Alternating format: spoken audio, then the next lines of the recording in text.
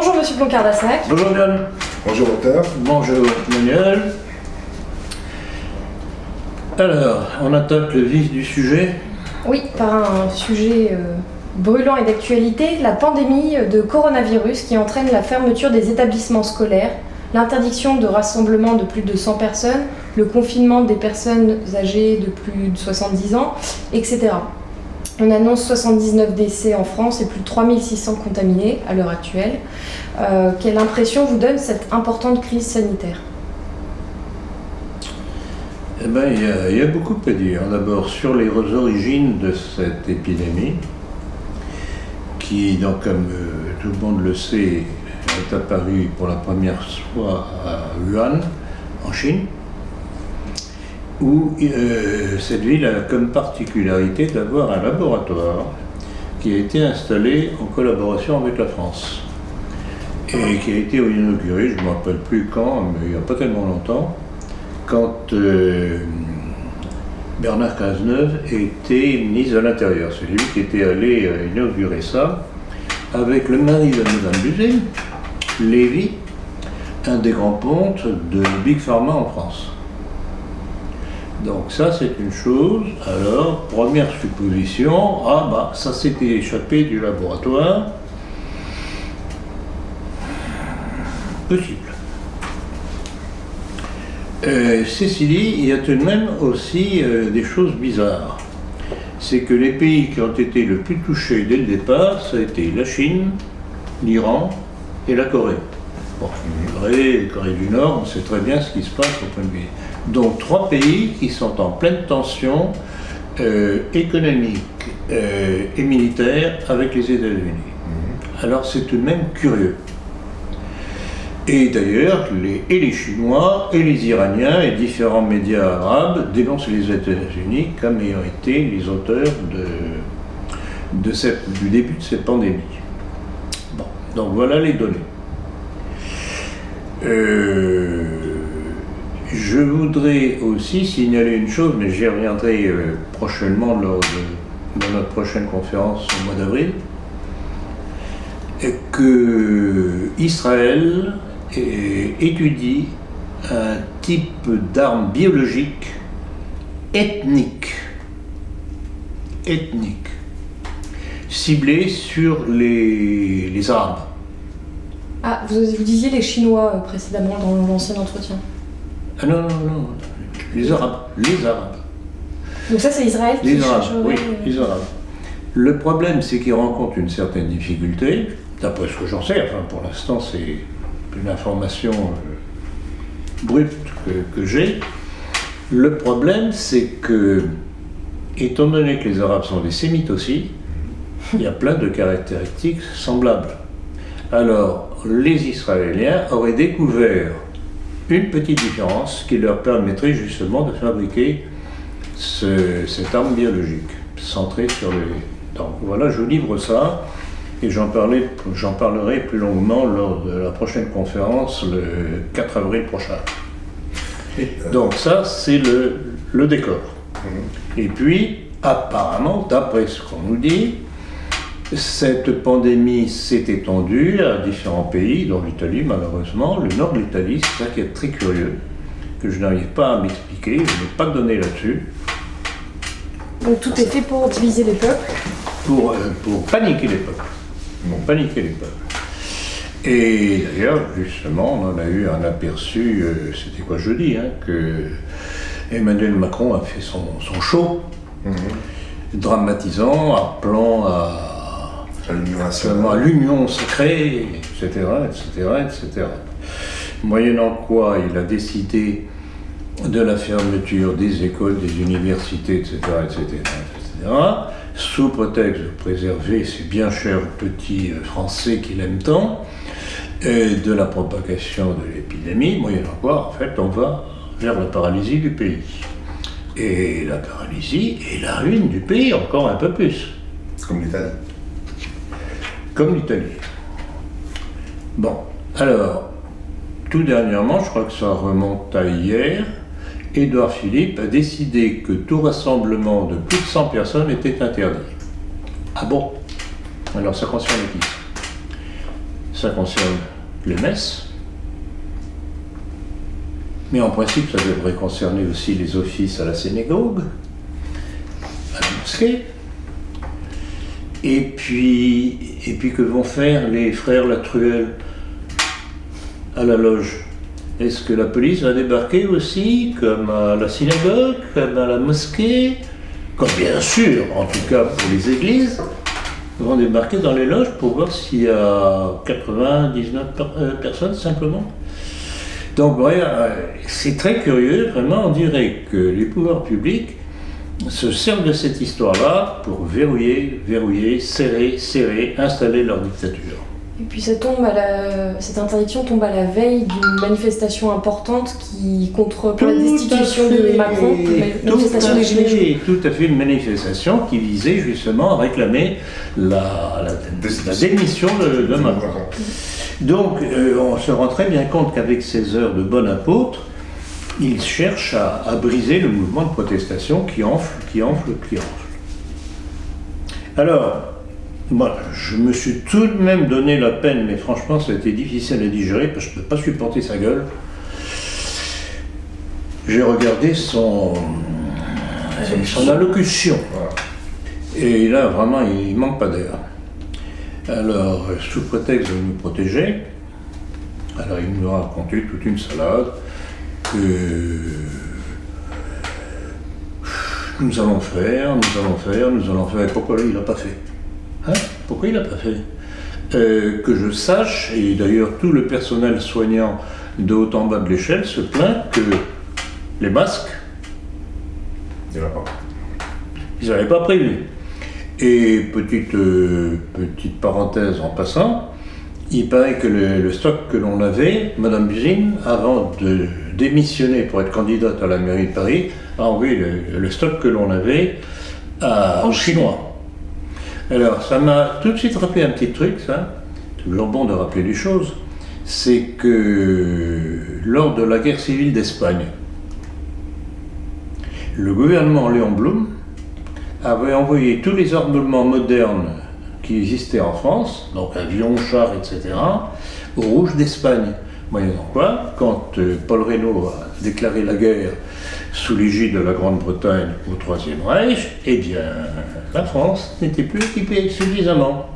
Donc voilà, petit rappel comme ça en passant, pour se faire plaisir. Donc nous allons faire. Donc les masques, les gels désinfectants pour les mains pour les infirmières, au point qu'elles sont obligées d'acheter elles-mêmes les produits. Bon. Et puis, nous allons faire aussi, nous allons fermer les frontières, mais il faut d'abord s'entendre avec les autres pays d'Europe. Donc, moyennant quoi, les infectés peuvent rentrer en France allègrement. Ah mais il faut tout de même comprendre une chose, il faut comprendre ce brave monsieur Macron, c'est que si on ferme les frontières, ça va nuire à l'arrivée des migrants. Donc voilà ce qu'il y a derrière. Il a dit qu'il ne faut pas tomber dans le repli nationaliste. Ah oui. Le virus n'a pas de passeport. Tout à fait. Alors, toujours encore, le petit coup de patte au nationalisme, toujours la même chose. Donc vraiment, c'est qu'une ordure. Je m'excuse du terme, c'est qu'une ordure. C'est un homme qui travaille contre les intérêts de la nation et il faut le dénoncer. Donc voilà, pour répondre, je crois, à cette question. Peut-être j'ai oublié des choses, mais... Oui, petit rappel, Jérôme Bourbon, hier, nous disait qu'il a entendu des gens retrouver un intérêt, un gain. C'est le père de la nation, maintenant, Macron, puisqu'il est là pour nous protéger. Tout à fait. Alors, oui, exactement. Ça lui donne Jérôme Bourbon, hier, qui nous a appris... Alors, on en est resté sidéré. Quelqu'un, donc, de nos milieux, qui a entendu le truc de Macron et qui l'a comparé au message du maréchal Pétain. Donc vous vous rendez compte ce que cela révèle d'inculture et de formation politique dans nos milieux de lecteurs de Rivarol. C'est pas une attaque contre Rivarol, ça veut dire que les gens ne savent pas lire. C'est incroyable. Comparer Macron à Pétain, mais on a envie de fouetter le bonhomme. Après, c'est un mec ça. Ouais. Non, mais c'est peut-être pas révélateur de tout le monde, mais quand même. Vous connaissez la formule, la bêtise humaine est ce qui donne le mieux la notion d'infini. Et puis il y a donc une volonté aussi de faire peur, comme vous disiez. De dramatiser. De dramatiser pour faire passer. Et ça m'a fait penser. Il y a aussi une chose que je ne révélerai pas aujourd'hui, parce que je ne veux pas utiliser toutes les cartouches en même temps. Et ce sera pour la conférence du mois d'avril. Il y a une déclaration d'Attali. Ah oui.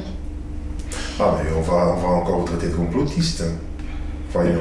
Où sera-t-on vous avez fait. Pourra-t-on encore se rassembler à 3? Je pense pas. Non, non. Voilà. C'est délirant. Et donc la phrase, celui qui contrôle la peur des gens devient maître de leurs âmes. De leurs âmes. C'était Machiavel qui disait. Tout à fait. Tout à fait. En son temps. Et selon vous, en tant que docteur, vous pensez qu'il y a bien un patient zéro? On n'arrive pas à savoir la cause première de ce coronavirus. Parce qu'on nous dit, oui, une chauve-souris, un cogolin, une chauve-souris, le marché de Wuhan, etc. Bon, certainement, essayons d'être sérieux. Est-ce qu'on nous a fait une comparaison entre la mortalité habituelle de la grippe saisonnière par rapport au soi-disant coronavirus? Jamais vu la moindre comparaison.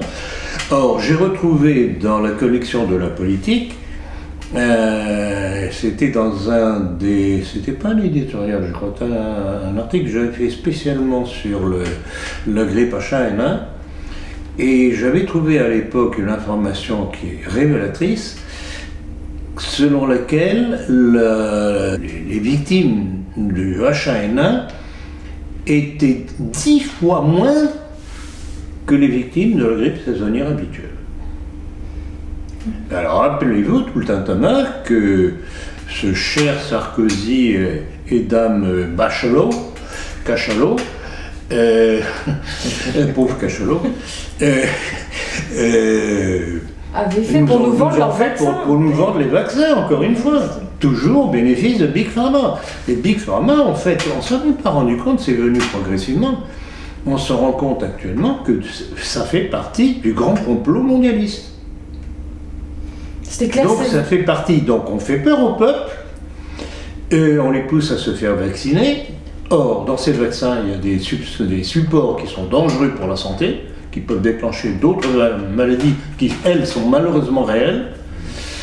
Et voilà. Donc en fait, et à l'époque, j'avais cité 2 ou 3 textes de scientifiques, un aux États-Unis et 2 en Angleterre, je crois, dans lesquels ils disaient, enfin c'était quasiment la même idée, de toute façon il y a trop de monde sur la Terre. Donc s'il y a trop de monde sur la Terre, il y avait un Anglais qui disait, pour être viable, la Grande-Bretagne devrait être réduite de 30 millions d'habitants. Est-ce qu'ils ne se tirent pas une balle dans le pied, ceux qui organisent cette pandémie? Attendez, laissez-moi terminer. Oui. Parce que notamment Justine Trudeau, son épouse, a été contaminée. On voit que Bolsonaro également a été contaminé. Tout à fait, oui. Donc comment expliquer ça s'ils organisent? J'espère qu'il a fait la bise à Trump. Ils se sont serrés la main en tout cas, pardon. Et non, mais tout à fait. Justement, on en discutait hier soir lors de notre dîner avec Bourbon et avec André Grandillon. C'est que, alors, je ne sais plus lequel des deux disait, mais est-ce que vous ne croyez pas que c'est un coup d'essai pour quelque chose de plus gros qui viendrait à plus tard? Avec ces espèces de vous avez parlé de mutation. Tout est possible. Mais le problème, c'est que vu la contamination du coronavirus aujourd'hui qui leur revient dans la gueule, ça pourrait les faire réfléchir. Donc c'est bien gentil de lancer des armes biologiques, mais les virus n'ont pas de frontières. Et bon, même si on ferme les frontières, ça atténue. Enfin, ils ne sont pas à l'abri que ça leur revienne dans la gueule comme un boomerang. C'est sûr. Bon, je crois qu'on a à peu près fait le tour. Voilà. Prochaine question. Les résultats des municipales auront lieu demain, docteur. Cependant, pouvez-vous revenir sur la candidature d'Agnès Buzyn et sa tentative de drague auprès de Rachida Dati, pour qui vous avez conseillé à voter? Bon, alors malheureusement, cet entretien ne pourra pas être publié avant demain, mais enfin, je vais tout de même répondre, parce que c'est tout de même porteur de leçons. Alors là, effectivement, la Buzyn a essayé de faire du charme à Rachida Dati, lui proposant une alliance, et j'ai apprécié la réponse de Dati, qui l'a envoyé bouler sèchement, parce que l'autre disait oui, il faut apaiser Paris, etc. Et Dati lui a répondu, on n'a pas besoin du nounou pour Paris, mais on a besoin d'ordre, de propreté, etc., etc., etc. Moyennant quoi, bon, apparemment pour le moment, elle est en première ligne. Et alors je voudrais signaler une chose qui est tout de même très curieuse, c'est que le parquet national financier vient de la mettre en examen pour soi-disant utilisation d'argent public, etc., à des fins non conformes. Et ça vous rappelle sans doute quelque chose, c'est ce qui est arrivé à François Fillon dans les quelques semaines avant les présidentielles, pour le dégommer, pour l'euthanasier, comme j'ai dit. Donc c'est curieux, Rachida Dati est en train de casser le jeu du pouvoir, qui aurait bien voulu voir soit Hidalgo, soit Buzyn élu, alors que c'est peut-être Rachida Dati qui sera élue. Alors certes, on me dira qu'elle a été sarkozyste, je crois qu'on en a déjà parlé, j'ai répondu aussi. Oui, elle a été, peut-être qu'elle l'est encore, j'en sais rien, mais enfin, je crois surtout que maintenant, l'ambition la pousse et qu'elle va jouer son jeu personnel. Et j'ai vu avec un petit sourire que Sarkozy s'était immédiatement propulsé pour participer au meeting qu'elle devait faire. Je crois qu'elle ne va pas le faire d'ailleurs, du fait des nouvelles règles. Et Sarkozy essaye toujours de se rappeler au bon souvenir des Français. Et Sarkozy a apporté son soutien. Sarkozy a apporté son oui, soutien. mais il va au sujet de la victoire. Il va au sujet de la victoire. Alors, soit pour éventuellement en profiter, soit comme il l'a fait avec Fillon pour la torpiller. Non, Fillon, il n'a pas apporté son soutien à Fillon. C'est pas la même, c'est pas pareil. Mais non, c'est pas pareil. C'est pas pareil. Je sais bien que c'est pas pareil. Mais ça a été très stupide d'ailleurs. On peut faire tous les reproches qu'on voudra à Sarkozy, c'est évident. C'est une infâme crapule. Mais il est tout sauf idiot. C'est un fin manœuvrier qui bénéficie bien entendu de l'appui des médias. D'ailleurs, c'est typique. J'écoute le matin en me rasant Radio Classique, qui vous savez est une radio juive quand même. Et dans la musique qu'ils passent, ce sont toujours des interprètes israéliens. C'est typique. À 98-99%, sont toujours des interprètes israéliens. Chefs d'orchestre ou musiciens eux-mêmes. Bon, bref.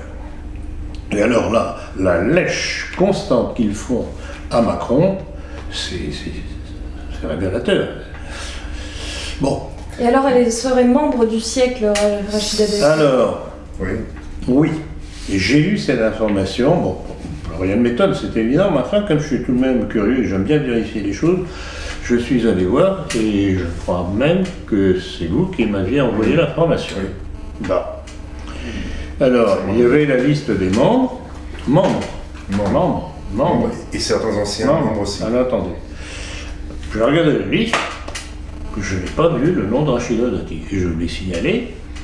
Alors, cette information a été diffusée par Vincent Lapierre. Au départ d'une information de Mediapart. Attendez, alors, Vincent, c'est ce que j'ai vu, moi. C'est parti. Alors, attendez, je finis mon truc. Hein. Oui.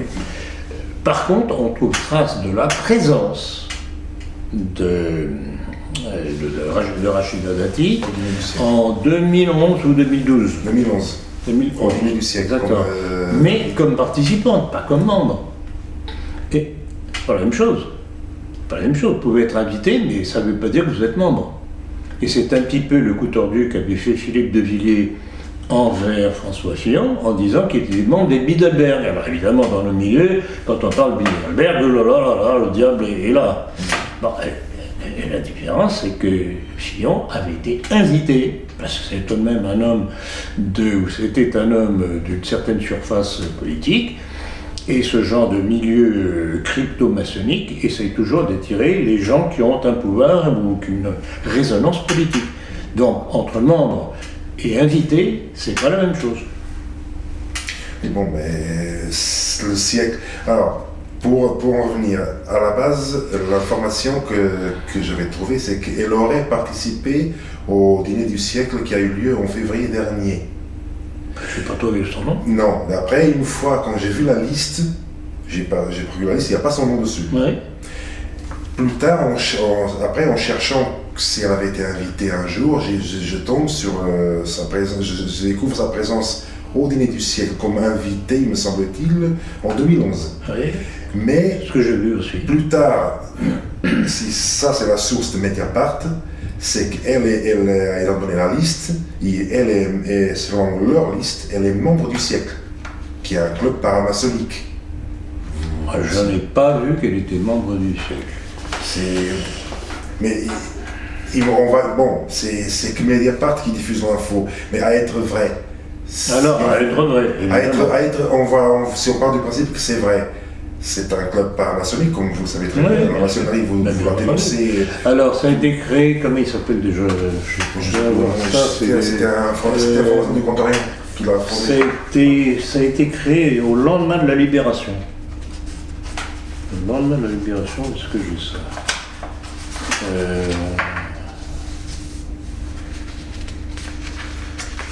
C'est même intéressant à faire connaître.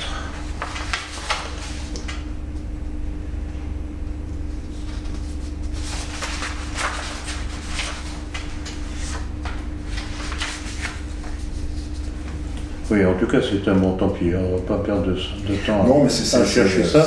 Mais c'était effectivement un membre du Grand Orient, talent composé. Enfin, tant pis. Bon, les gens chercheront. Moi, je ne l'ai pas en tête non plus, mais j'avais vu ça. Mais à être vrai, docteur, est-ce que vous maintenez votre consigne de vote? Oui, pour la même raison que j'ai déjà donné. Bon, c'est pas évidemment pas l'idéal pour nous. Oui, c'est évident. Simplement, quoi, qu'est-ce que vous voulez? Hidalgo de nouveau ou Buzyn?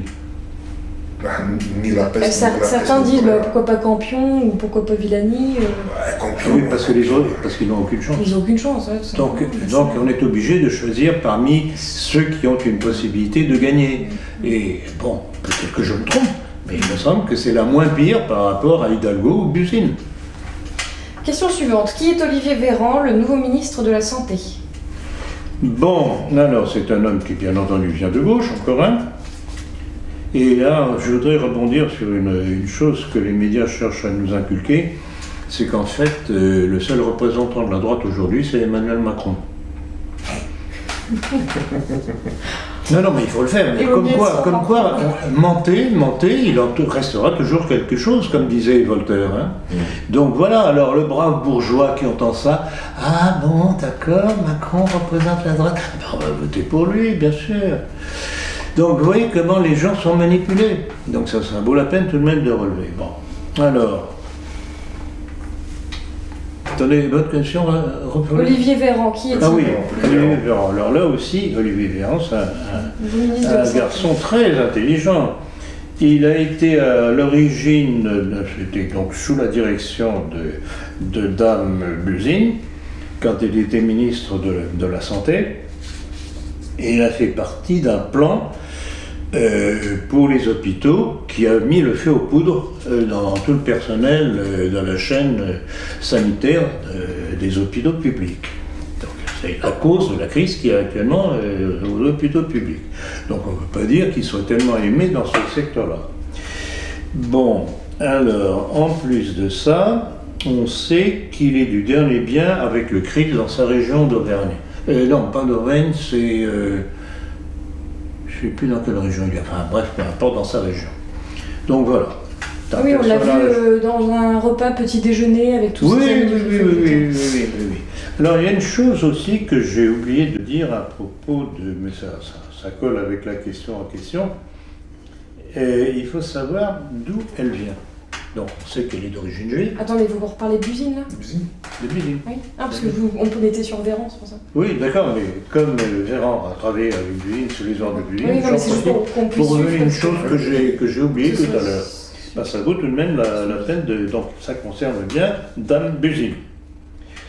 Elle est la fille de Élie Meyer, Buzyn, membre actif de la loge Samuel Freud du Bnei Brit.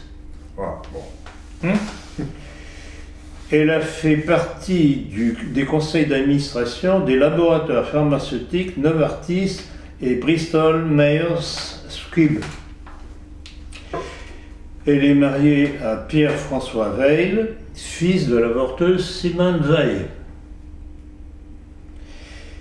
Elle a été reçue à plusieurs reprises par le Grand Orient de France pour traiter de l'euthanasie. Bon appétit. Alors pour une petite information aussi concernant Olivier Véran, ça avait été un farouche défenseur du délai de rétractation des femmes qui souhaitaient se faire avorter. Oui. Ouais, lui, il voulait Allez, que... avorter. Vous voulez aller hop direct Moins de Français. Ah, il faut faire de la place pour les migrants, comme disait... Attali, non Non, c'était pas Attali, c'était Yves Cochet. Ah oui, Cochet, oui.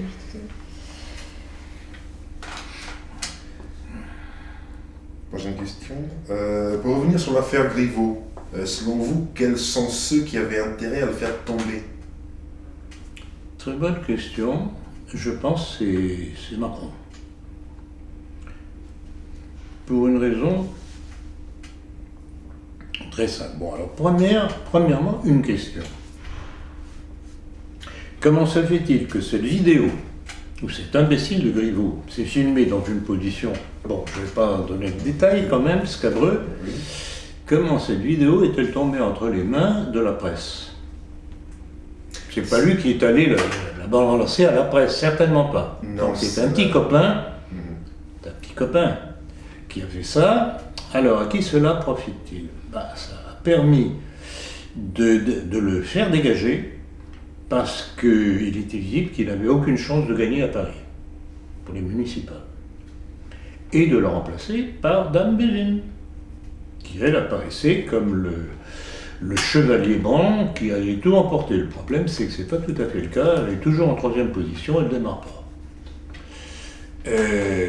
Donc moi je pense que c'est un coup tordu, un de plus, qui vient du pouvoir, parce qu'ils avaient besoin de se débarrasser de Griveaux, qui ne faisait pas le poids pour emporter la mairie de Paris. Et la personne qui a donné la vidéo à la presse, c'est la femme avec qui Griveaux avait échangé, qui se trouvait être la compagne ou l'épouse de l'artiste russe. De ce russe qui est ici. Qui apparemment, lui, il a d'autres vidéos à révéler apparemment. Oui, en tout cas, c'est comme ça qu'on nous a raconté l'histoire. Oui, je trouve ça bizarre quand même, que ça apparaisse brusquement comme ça. Là encore, à qui profite l'affaire? Et paraît-il qu'en juillet, comment s'appelle-t-il cet avocat? Juan Branco oui. A dit, dès le mois de juillet, il avait dit qu'il était capable de faire tomber Griveaux. Oui. En le départ des vidéos, le montrons nu. Mais c'est seulement quelques mois plus tard qu'on sent l'affaire. Il y a un coup tordu derrière, Je ne vais pas plaindre, nous n'allons pas plaindre Griveaux, bien entendu, mais dans cette histoire, il était une victime des intérêts du pouvoir. Alors pour continuer sur Agnès Buzyn, avant son départ du ministère de la Santé, elle a annoncé qu'à partir de la rentrée de septembre 2020, les écoles d'aides-soignants ne recruteront plus sur concours mais sur dossier. La raison évoquée, redonner de l'attrait à la profession. Mais oui, bien sûr. Alors qu'est-ce que ça veut dire effectivement? Ça veut dire que maintenant, mais c'est tout de même incroyable. Donc les gens ne vont plus être nommés en fonction des capacités qu'ils auraient, mais sur un simple dossier où on peut mettre n'importe quoi. Et qui décidera? Ce sera le ministère de la Santé. Donc on fera passer les petits copains, les petites copines, et puis on fera passer les migrants. Alors, je n'avais pas dû faire du racisme primaire, vous savez très bien quelle est ma position là-dessus. Je ne vois pas d'inconvénient à première vue que des gens issus de l'immigration puissent intégrer nos systèmes de santé ou autres, mais à condition qu'ils en aient les capacités. Oui, au mérite. Donc, au mérite, et pas... mérite, exactement. Et condition supplémentaire, à condition qu'il n'y ait pas de candidat français de souche. Français d'abord. Par déficit de personnes, mais finalement. par déficit de personnes. Donc ils passent en deuxième. Ça ne veut pas dire qu'on les exclut, mais d'abord les Français de souche. Priorité nationale. C'est ça que beaucoup de gens ne comprennent pas. Et donc voilà, tout est fait, c'est toujours la même chose, la préférence étrangère. Charité bien ordonnée commence par soi-même. Oui, évidemment. C'était à une autre époque. Le château privé de la famille de la journaliste Apolline de Malherbe sera rénové grâce au loto du patrimoine de Stéphane Bern. Que dire de cette collision? Tu le récompenses. Tu le récompenses parce que je la connais assez bien, la petite Malherbe. Et d'abord, elle s'est fait connaître comme actrice, c'est une piètre actrice, dans des films plus ou moins policiers, des trucs comme ça. Elle aime bien jouer de la croupe et de la poitrine. Bon, pourquoi pas? Et puis surtout, elle a commencé à apparaître comme l'une des intervenantes à BFM TV, qui est la chaîne, entre autres, d'un certain Patrick Drahi, franco-israélien. Et alors son nom de Malherbe, ça m'a évoqué une chose que je citais d'ailleurs dans mon livre La maçonnerie. Il y a eu un Malherbe du temps de Louis XV qui a remplacé le cardinal de Fleury.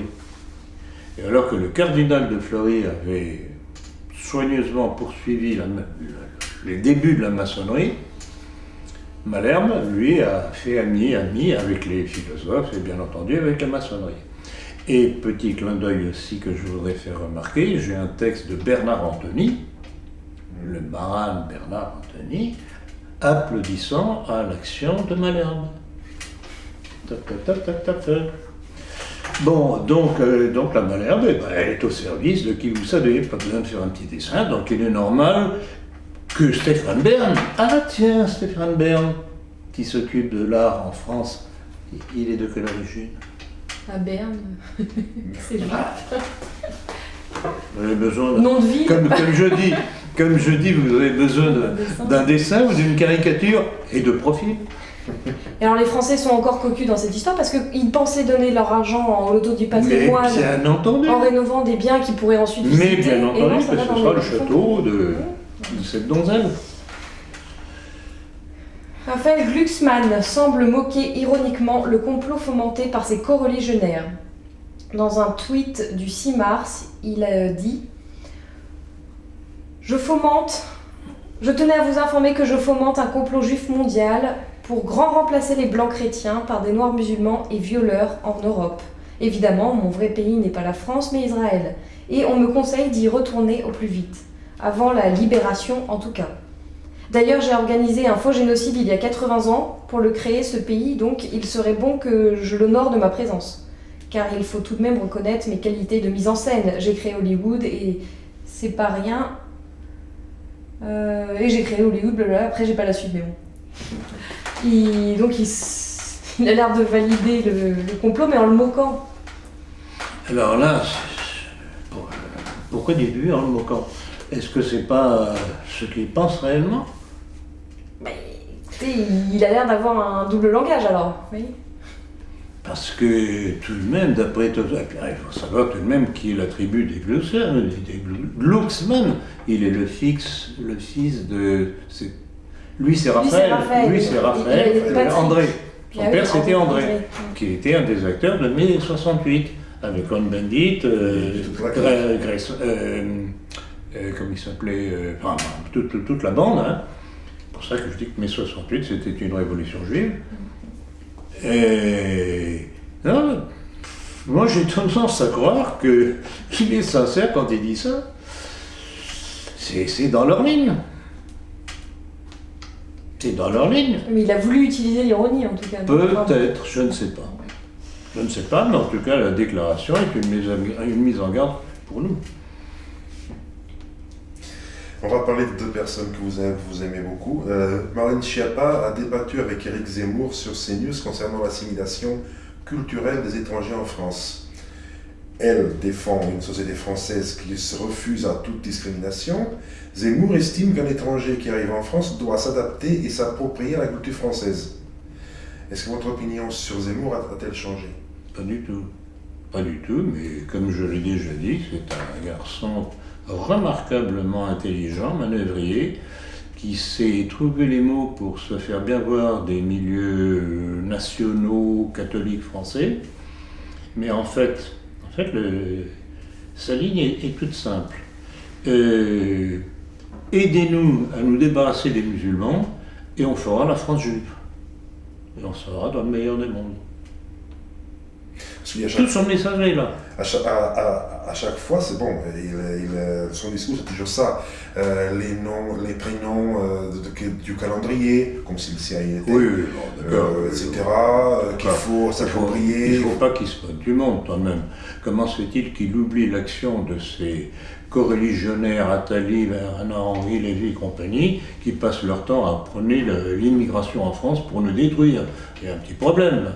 Donc c'est un jeu de rôle entre les deux tendances juives. D'ailleurs, ils sont très copains, paraît-il. Bien sûr qu'ils sont très copains. Bravo de le rappeler, exactement. Ils savent le taxi ensemble.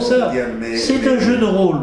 Sur CNews, vous avez vu qu'il a bon, j'appelle pas ça un débat, j'appelle ça une pièce de théâtre entre lui et BHL. Oui. Parce que BHL est immigrationniste, comme vous le dites, et Zemmour fait exactement l'inverse. Ça veut dire, dans le but ultime, que tout le monde sait du choc de civilisation. Il faut absolument qu'on commence à se battre contre les Arabes, les musulmans, peu importe. Tout à fait, je vous dis, je vous rappelle, son but ultime, c'est avec les cathos, les nationaux, etc., on jette les musulmans dehors, et puis on s'entend, ce sera la France juive. Quels étaient rappelez-vous les textes que j'ai cités de lui au départ de son livre Un destin français. De tout temps, la France et Israël ont été amis, etc., etc. Bon, d'une part, à l'époque, du temps de la monarchie, Israël n'existait pas, c'était la Juiverie. Deuxièmement, tout de même un certain nombre de rois de France qui les ont mis périodiquement à la porte parce que du fait de l'usure et tous les autres trafics des communautés juives, ça provoquait des pogroms en France. C'est ça l'entente avec Israël, faut pas exagérer. Et puis quand il nous dit qu'est-ce qu'il avait encore sorti comme énormité, Saint-Louis, roi juif. Oui. Saint-Louis, roi juif, etc. Mais plein de trucs comme ça. L'opération Ronce aussi. L'opération Ronce avec l'aide de Tsahal. Donc ça, c'est exactement ce que je vous ai dit en résumé tout à l'heure.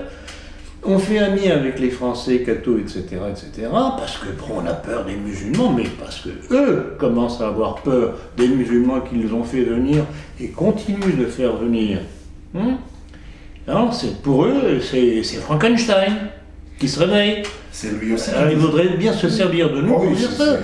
Et rappelez-vous, il y a deux choses à rappeler encore. Rappelez-vous cette anecdote qui a été sortie, mais très révélatrice, du rabbin Chaya. L'histoire des trois coqs. Le grand coq et le petit coq. Qui l'a emporté, le petit coq. Parce qu'il a réussi à lancer les deux blocs l'un contre l'autre. Et après, il apparaît comme vainqueur. Donc, toute la stratégie juive est là. Sans faire s'entre-détruire ses ennemis, vont apparaître finalement comme le grand vainqueur. Déjà, Zemmour, je me souviens plus de la date, c'est lui qui suggérait d'envoyer l'armée pour nettoyer les banlieues. Oui, bien sûr. C'était ça l'opération.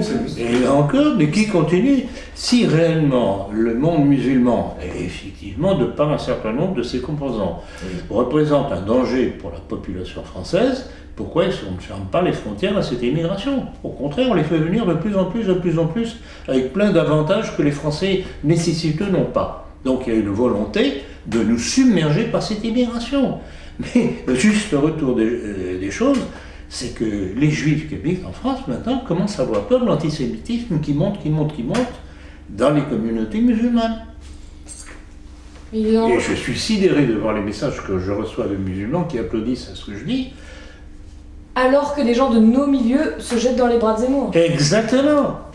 Et rappelez-vous ce qu'on a dit hier, on va arriver à un point où ceux qui nous défendront des Juifs, ce seront les musulmans. Mais ça devient invraisemblable cette situation.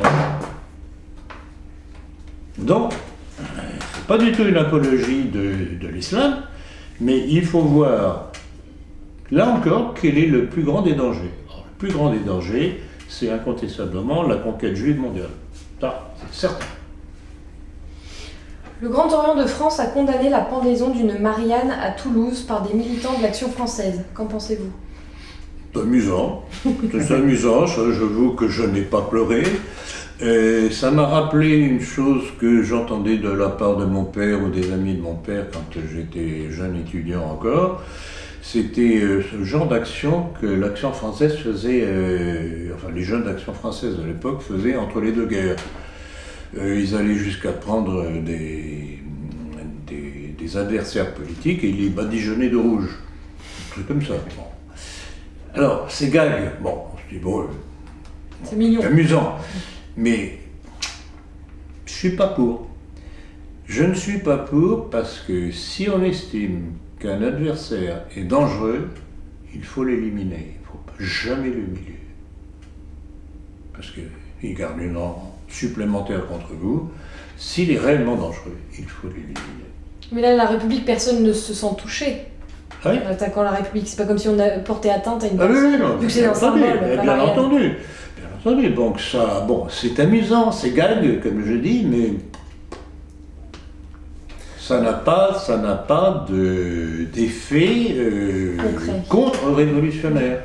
D'ailleurs, dans leur communiqué, bon, très rapidement, ils ont dit « La haine de la Révolution française et de la République se retrouve ainsi à nouveau véhiculée par une extrême droite nationaliste dans les rues de France. » Oui, c'est ça.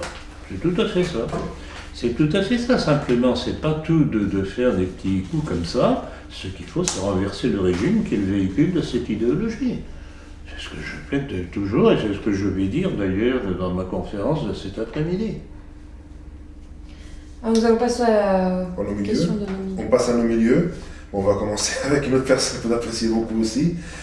Pour Henri de Lesquen, l'État qui constitue désormais Israël est un fait accompli que l'on se doit de respecter. Faut-il se résigner de la situation et reconnaître Israël comme un pays légitime? Bon, alors ce qui m'a bien amusé, c'est de voir que ce passage a été relevé par Alain Soral.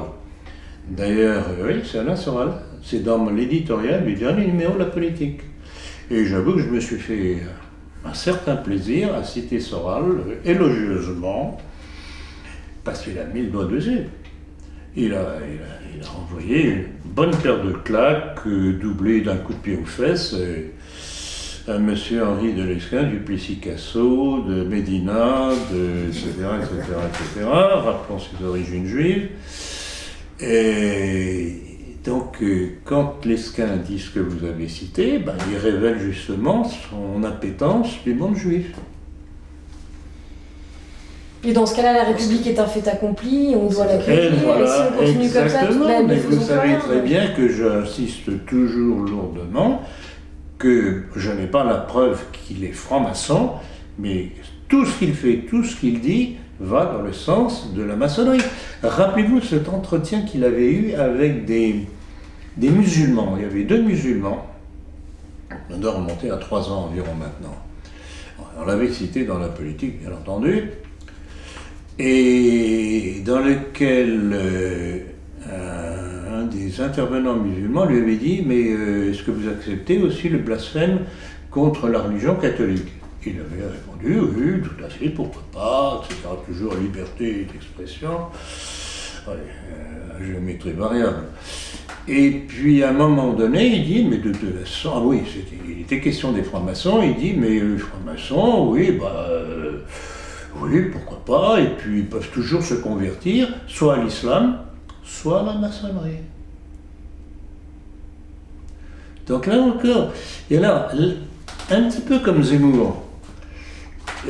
Il sait dire des choses qui peuvent faire plaisir à nos milieux, mais si on gratte bien, on voit très bien quelle est la manœuvre qu'il y a derrière.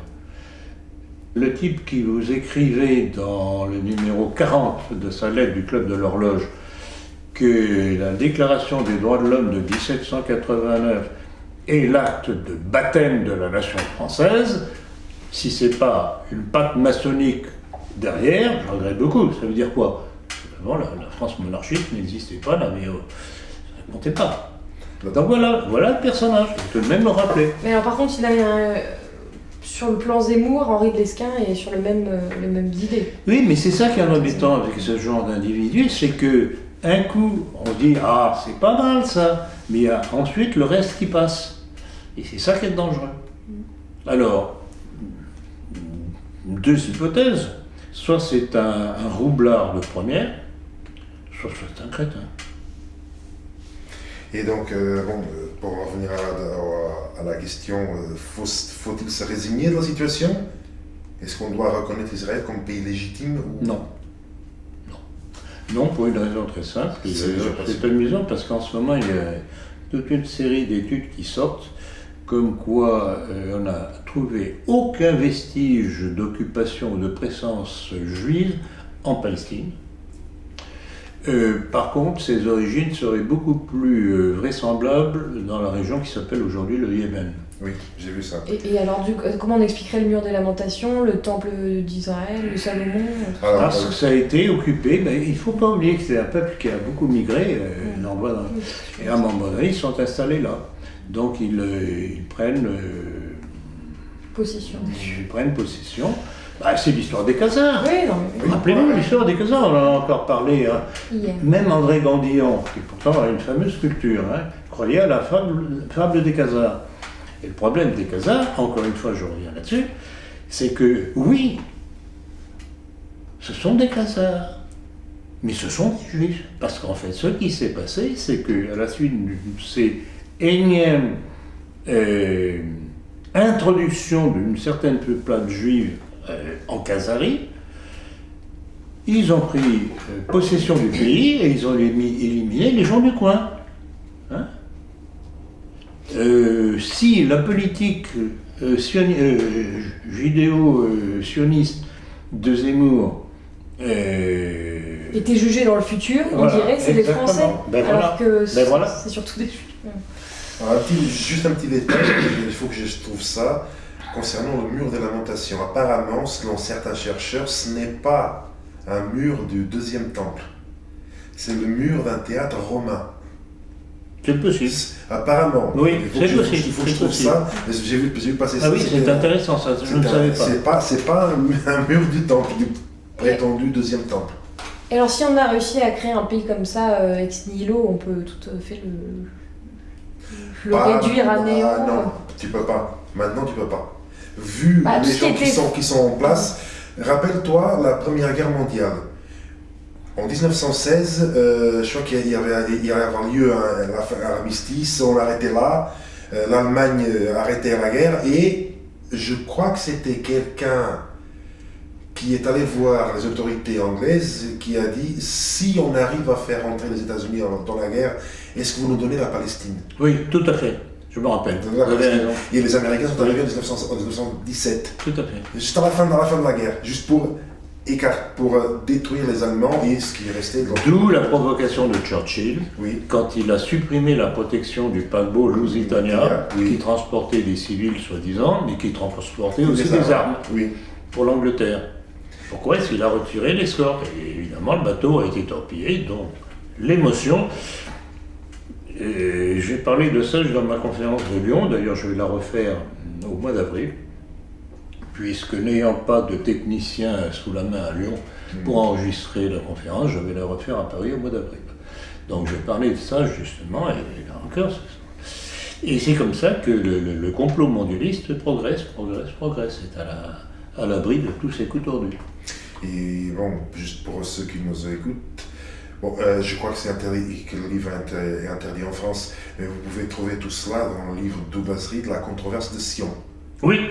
Tout est cité avec toutes les références. Par contre, ça va être compliqué je l'ai, mais ça va être compliqué de l'avoir parce que je crois que la LICRA l'interdit. Quel est le nom de l'auteur? Douglas Reed. Douglas Reed, R2ED. Oui.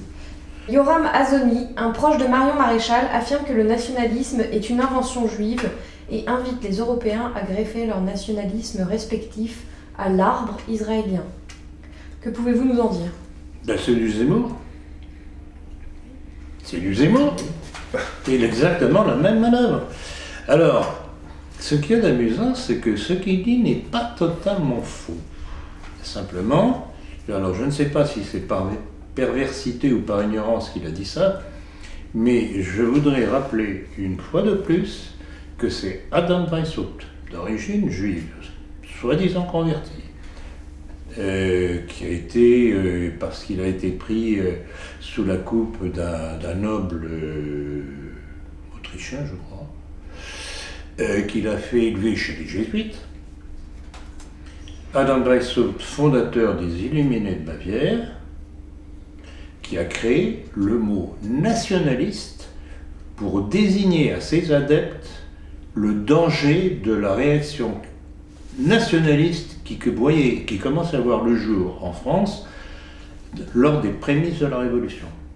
Parce qu'un certain nombre de personnes, intellectuels de l'époque, commençaient à comprendre que derrière les idéaux de la Révolution se cachait l'internationalisme qui visait, comme le disaient les conjurés de l'époque, à la République universelle, dont on a la traduction aujourd'hui avec le mondialisme, la gouvernance mondiale. Mais le terme nation est bien plus antérieur en soi. Ah, bien entendu. Bien entendu. C'est de... Bien entendu. Il y a Baudin déjà, Bossuet bien entendu qui parlait déjà de la nation, du temps de la monarchie. Et même aller enseigner toutes les nations. Oui, bien entendu, exactement. Quand le Christ dit « allez enseigner toutes les nations », il ne dit pas « allez enseigner tout le monde ». Et ça c'est une des failles de l'enseignement dans l'Église aujourd'hui, c'est que sous prétexte qu'on croit que l'Église est universelle, ce qui est vrai en partie, et certains disent en fait le mondialisme ça ne nous dérange pas puisque c'est universel. En fait, elle est universelle sur un plan spirituel, mais voilà, pas matériel. Mais tout en ayant la reconnaissance de l'existence des nations. Oui. C'est-à-dire pour toutes les âmes, en fait. Tout à fait. Donc, Marion Maréchal Le Pen, Ling Zemmour, c'est la même chose. Non, c'est exactement la même ligne. D'ailleurs, rappelez-vous, elle l'avait invité lors de... la droite. Voilà. Les seuls aujourd'hui qui parlent de Zemmour, en plus de M. Lalanne, c'est... Lalanne Rissan. Oui, c'est Riposte laïque. Oui, bien entendu. Et Marion Maréchal et ses copains. Et ses sbires. Jean-Marie Le Pen a tout récemment accepté un entretien vidéo avec Daniel Conversano, qui se ressemble, ça semble ? Apparemment oui, mais bon, je n'ai, vous savez, aucune sympathie pour Jean-Marie Le Pen, que j'ai tout de même très bien connu quand j'étais au Front National. Ce n'est pas par hasard si j'ai écrit mon livre « Histoire d'une trahison », c'est que j'ai vu apparaître progressivement sa trahison. On va simplement parler de sa fille Marine. Et tout a commencé avec lui. Je le plains quand même, parce que, bon, il est... c'est un has-been, comme on dit. Il est terminé. Et alors, il tire la langue, il est bien heureux qu'on veuille bien l'inviter encore à paraître. Et je me rappellerai toujours à une certaine époque, c'est quand j'ai décidé de casser la baraque au Front National, en 93, ayant justement constaté le début de la trahison, alors que j'étais encore en Belgique, que j'avais créé les cercles nationalistes, puisque ça a commencé en Belgique, les cercles nationalistes français, et Le Pen ayant eu vent de ma révolte, avait dit « Ah, plomb Cardassac ». Il se retrouva dans une cabine de téléphone avec 3 ou 4 personnes. Et maintenant, c'est lui qui est dans la cabine de téléphone. Et juste pour rappel, sur votre livre « Histoire d'une trahison », rien n'a été poursuivi. Exactement. Absolument rien. Et tous les documents que j'ai cités, qui sont dans le livre, que j'ai trouvés dans différents journaux, que ce soit, il y avait Aujourd'hui en France, Le Parisien, bien entendu Le Canard enchaîné, qu'il a repris, je me suis basé sur eux. Or, aucun de ces organes n'a été poursuivi par Le Pen. Et non seulement il ne les a pas poursuivis, pas plus que nous avec la politique, puisqu'on a cité toutes ces choses-là, et mon livre, en plus de ça, c'est venu après, non seulement il n'a pas poursuivi, mais il n'y a pas eu de démenti. Non plus. La fameuse cuvée de Mais- champagne. Veuve Poignet, mais est-ce Voilà. qu'on peut vraiment parler de trahison? Parce qu'au final, il n'a jamais vraiment dévié. Vous disiez qu'il était revenu à ses premiers amours qui étaient tendance Mossad et compagnie, non? Alors, vous avez raison, Diane, parce qu'effectivement, il a participé à l'opération du canal de Suez. Quand le colonel Nasser, en ayant ras-le-bol des Occidentaux pro-sionistes, avait en rétorsion fermé le canal de Suez. Il y a eu une expédition anglo-française notamment, à laquelle s'est associé le jeune Le Pen. Donc effectivement, depuis le début, il a été très proche des éléments. Mais il ne faut tout de même pas oublier, quand même, il a construit sa carrière politique sur le dos de l'extrême droite. Cette extrême droite sur laquelle il a craché quelques années plus tard, dans lequel il disait, et c'est une citation que j'avais trouvée dans Riverol, dans lequel il avait dit « Toute ma vie, j'ai traîné l'extrême droite comme un boulet ». Donc voilà le personnage. Vous voyez pourquoi j'ai le plus profond mépris pour lui. Des internautes vous demandent plus de précisions concernant vos dires à propos de Roger Olindre. Lors du dernier entretien, vous aviez commenté, je vous cite, « Ancien militaire qui a fait la guerre d'Indochine, militaire valeureux, mais il fait partie de ces anciens gaullistes qui n'ont compris De Gaulle, ou tout au moins une partie de De Gaulle, qu'à partir de sa trahison, en ce qui concerne sa trahison en Algérie. » Donc c'est ce que vous disiez lors du dernier entretien. Et un commentaire relevé sur YouTube dit « Olindre gaulliste, par moment le docteur pète les plombs. » Que lui répondez-vous? Je répondrai qu'il apprenne à lire. Parce que tout de même, j'ai été très clair. Je n'ai pas renié du tout ou minimisé les qualités de Olindre. Au contraire, il a écrit un certain nombre de livres intéressants, dénonçant De Gaulle, mais je répète, il fait partie de ces gaullistes et anciens résistants qui n'ont commencé à réagir contre De Gaulle qu'à partir de la trahison de De Gaulle en Algérie. Avant le parcours de De Gaulle, Sa fuite. se rendant en 1916 sans combattre, une raison pour laquelle, contrairement aux autres officiers français, les Allemands ne lui ont pas rendu son épée. Sa fuite à Londres. Avant cela, quand il a pris sous son compte une étude d'état-major préparée sous l'égide du maréchal Pétain. C'est Pétain, Non, général Pétain, il était encore général. Ouais. Général Pétain. Donc là encore, le type qui n'a pas de valeur par lui-même, qui pique le travail de ses collègues pour apparaître. Son petit jeu, soi-disant patriotard, au moment de la dernière guerre, en fait, s'il est parti en Angleterre, c'est parce que Pétain, qui avait fini par trouver il y en avait marre avec ce personnage, n'avait pas voulu le reprendre dans son gouvernement. Et déçu, vexé comme un pou, dans son orgueil maladif, bon, il a dit, puisque c'est comme ça, je fous le camp en Angleterre. Sur le texte même qu'il rapporte, je ne sais plus, je crois que c'est à Roger Stéphane qui dit ça, mais il s'adressait au général Spears, qui était l'agent de Churchill et membre du International. de l'Intelligence Service. Oui. Et quelles ont été les conditions? Il a exigé d'avoir le même traitement qu'un général anglais. Oui.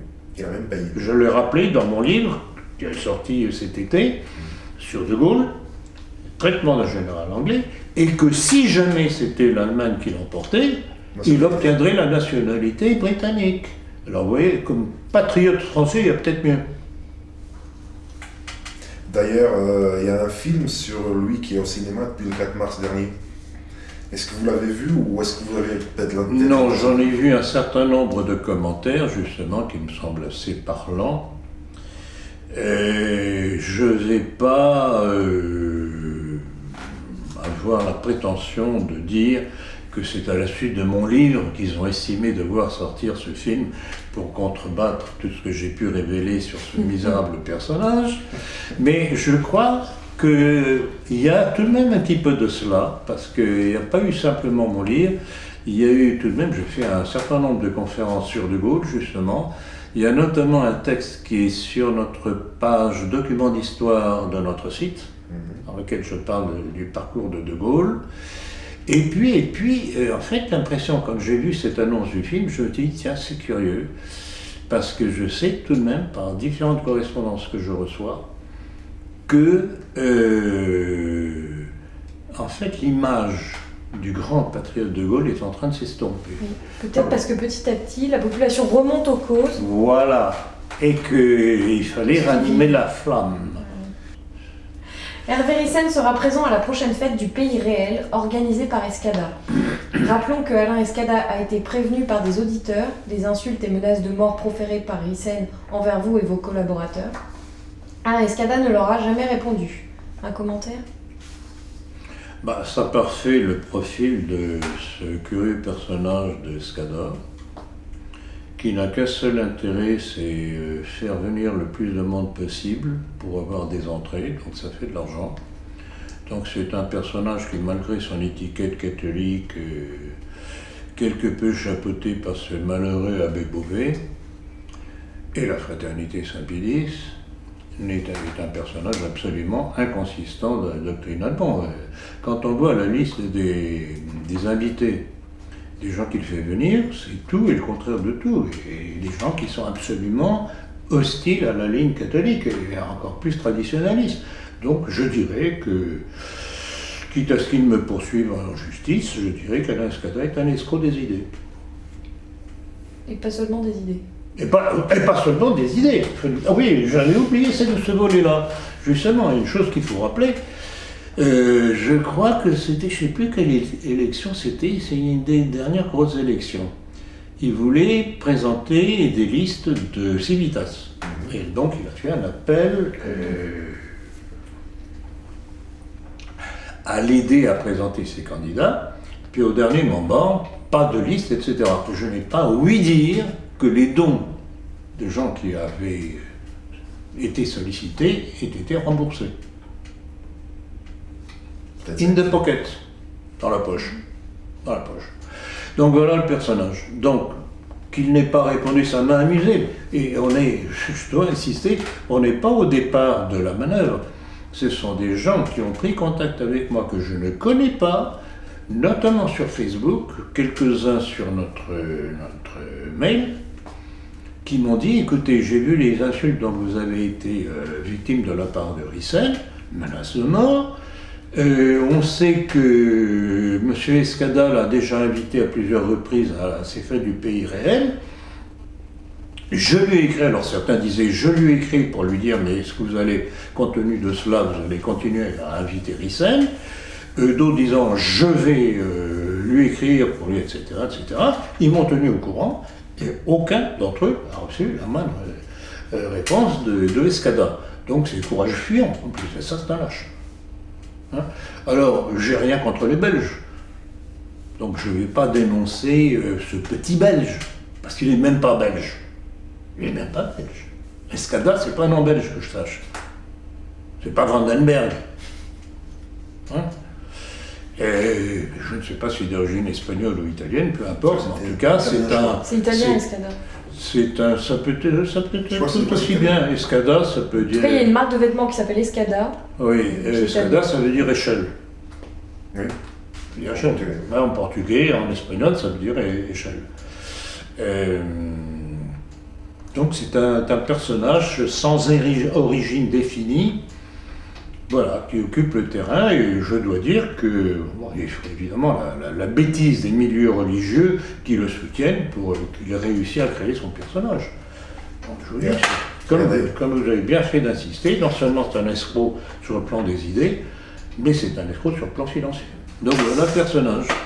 Mais là encore, ça montre la bêtise, la naïveté de nos milieux. Des gens qui se précipitent à cette soi-disant fête du Pays réel, ils croient qu'ils vont faire la révolution par leur présence à cette fête du Pays réel, qui est une réelle escroquerie.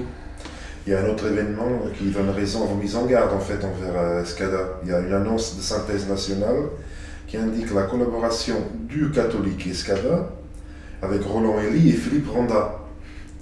Mais souhaitez-vous rappeler ce que cela cache? Oui, évidemment, ce que cela cache. Bon, Roland Elie, alors évidemment, c'est tendance nouvelle droite, pagano-athée.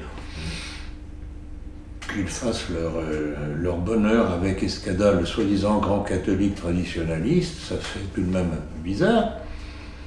Quant à Randa, que je connais depuis longtemps, coronavirus, Attendez. que je connais depuis longtemps, que j'ai connu quand j'allais encore à Chiré, jusqu'au jour où j'en ai eu marre, c'est un garçon qui a, jusqu'à présent, édite des livres qui sont pagano-sataniques. Et qui fait les beaux jours, non seulement de Synthèse nationale, mais aussi de Chiré-en-Montreuil, les grands catholiques de Chiré-en-Montreuil. Donc vous voyez comment nos milieux sur lesquels les braves gens croient pouvoir se reposer sont infiltrés par leur propre complaisance. C'est ça nos milieux. Étonnez-vous après, et c'est pour ça que je dis toujours, pourquoi est-ce que la droite perd toujours tous ses combats? Suite à l'affaire Matzneff, Marion Sigaud a annoncé qu'elle quittait Égalité et Réconciliation. Que pouvez-vous nous en dire?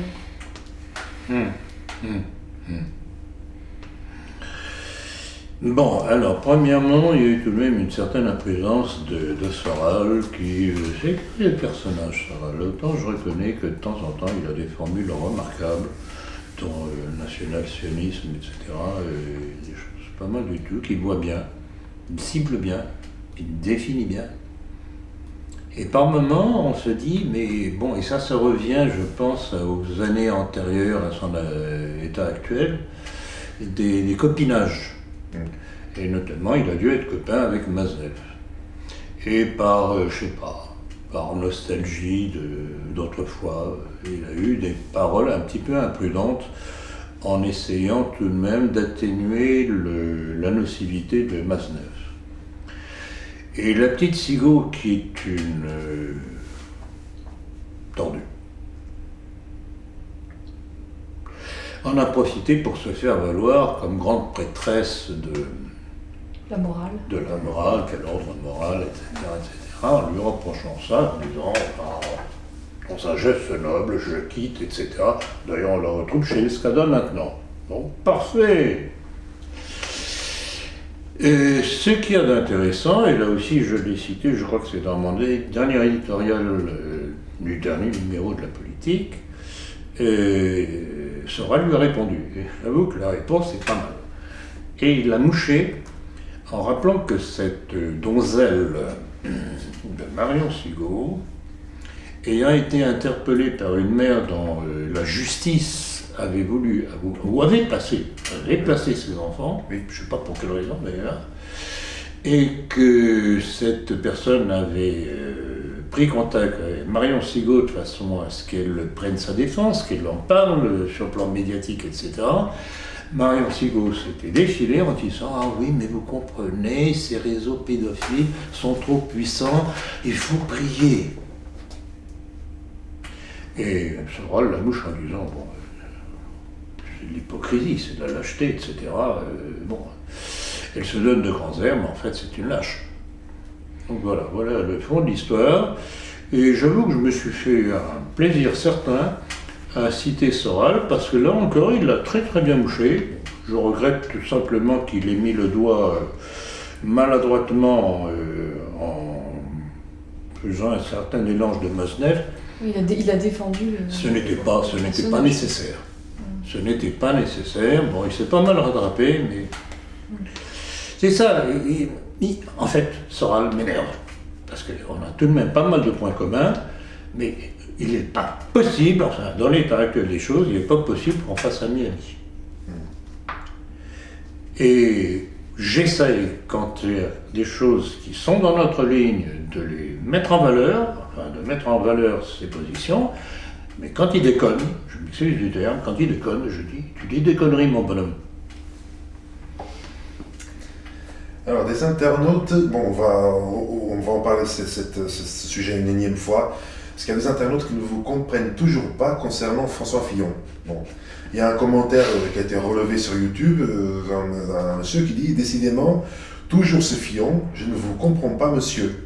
Fillon, un voleur, menteur et parasite. Je ne vous comprends vraiment pas. Est-ce que vous souhaitez expliquer une énième fois pourquoi vous avez soutenu François Fillon lors de la dernière présidentielle ?» Il faut bien. Il faut bien que oui, mais je ne comprends pas. Je ne comprends pas que les gens ne comprennent pas. Pourtant, c'est assez simple. Bon, alors, le problème de Fillon et de son épouse, c'est qu'en fait, ils ont utilisé les possibilités que donne la loi. Oui. Parce que dans cette histoire-là, on sait très bien qu'entre députés et sénateurs, il y en a au moins une centaine qui faisaient exactement ce qu'a fait François Fillon. Oui. Parce que c'était légal. C'est toujours légal. Alors, Y compris, comme il s'appelait le président de l'Assemblée nationale à l'époque, c'était Barthelone, non? je crois. Claude Barthelone, je je crois crois que que c'était Claude Barthelone. Claude Barthelone a fait exactement la même chose. Alors je voudrais qu'on m'explique pourquoi ce qui était permis aux autres, on est tombé sur le dos de Fillon pour la même chose. D'ailleurs, je crois que c'est le Canard enchaîné. Et c'est le Canard enchaîné. Donc, et en plus de ça, à l'époque, j'avais rencontré toute la chaîne qu'il y avait eu, du Canard enchaîné à certains conseillers de Macron, déjà Macron, qui préparait son petit show en vue de devenir président de la République, donc c'est bien avant les présidentielles. Et c'était passé par là, de façon à ce que ça puisse sortir sur le plan médiatique au moment des présidentielles. Donc là encore, pourquoi est-ce qu'on reproche à Fillon ce que d'autres continuent à faire sans problème? Il continue à faire, parce que ça a été, je ne sais pas quel organe de presse a révélé ça, le moment où l'affaire Fillon, on va dire, a éclaté, à l'Assemblée, il y avait plus d'une centaine de députés qui faisaient la même chose, voire pire. C'est ce que je viens de dire. Ils ont même relevé des députés qui employaient toute leur famille. Mais bien entendu. Femme, enfant, et ça continue. Et ça continue. Alors, bon, là encore, comme pour Rachida Dati, quel était le problème pour nous? On avait, parmi ceux qui avaient des chances de pouvoir être élus, il y avait 3 possibilités, enfin, tout au moins 2 au début, qui paraissaient vraisemblables. C'était François Fillon, qui avait été élu triomphalement lors des primaires de la droite, de l'UMP, puis c'était pas encore les Républicains, c'était les Républicains. Peu importe. Et il y avait Marine Le Pen. Bon, Marine Le Pen, pour les raisons que vous savez, comme pour son père, pour nous, c'est exclu. La ligne sioniste, pas possible. Et puis, il y avait l'outsider, comme on dit, petit Macron. Bon. Donc, on avait le choix. J'ai suivi toutes les déclarations de François Fillon depuis son élection, et même un petit peu avant, et quand il a été candidat aux primaires des Républicains, j'ai suivi toutes ces déclarations. Et le type qui se déclare catholique, qui fait allusion aux racines chrétiennes de la France, qui fait allusion à Clovis, qui fait allusion à Jeanne d'Arc, vous pensez bien que ça ne pouvait pas faire plaisir à ceux qui nous gouvernent, en sous-main. Et c'est pour ça, comme je l'ai dit à plusieurs reprises, et je recommence à le dire, c'est pour ça que le système l'a euthanasié. Ils étaient le Pas être plus clair. Ils étaient le seul que, je pense, lors d'un deuxième tour, pouvait faire, on va entre guillemets, éjecter ou barrage à Macron. Mais c'est évident. Mais c'est évident. Ce n'est pas c'est évident. Alors, et là aussi, je l'ai dit, parce que j'essaye vraiment d'être le plus honnête possible en fonction de toutes les informations que j'ai reproché sa naïveté. Il s'est entouré de gens qui n'étaient pas du tout à l'aune de ce qu'il défendait.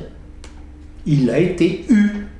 L'histoire du costume de cette espèce de trafiquant financier libanais, je crois, comme il s'appelait déjà, grand copain de Sarkozy, un coup bas de Sarkozy, là encore.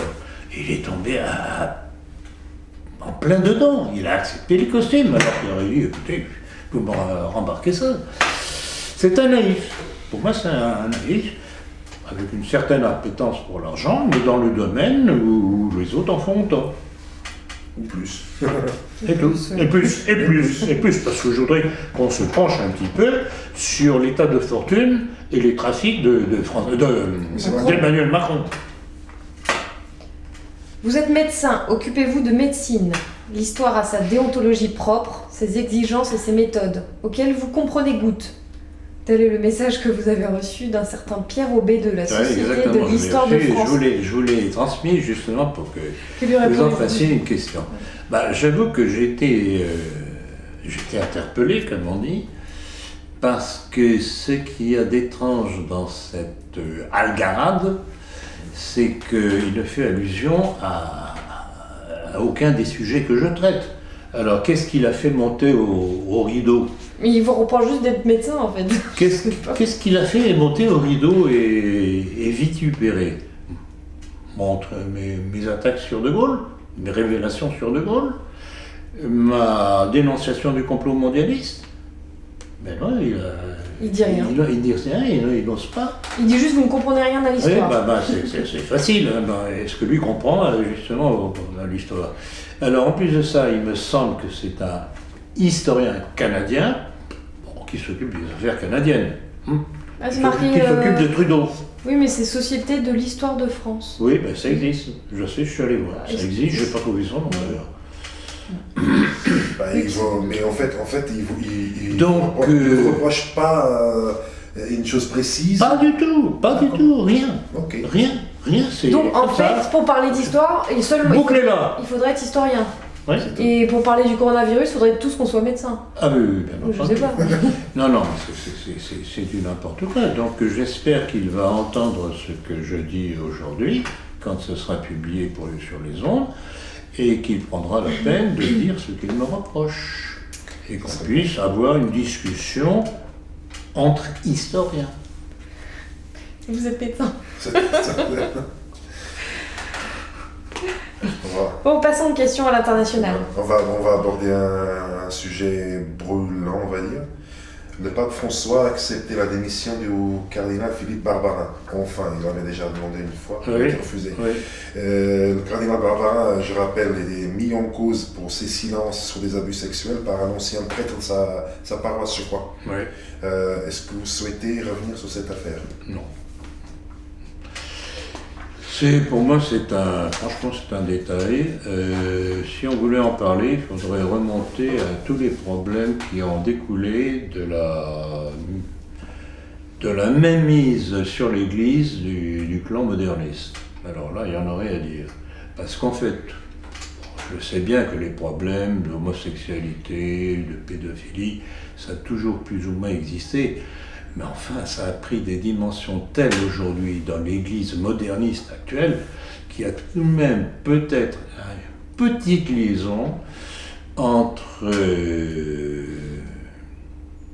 l'enseignement, entre la croyance qu'auraient ces prêtres du rôle qu'ils ont à jouer.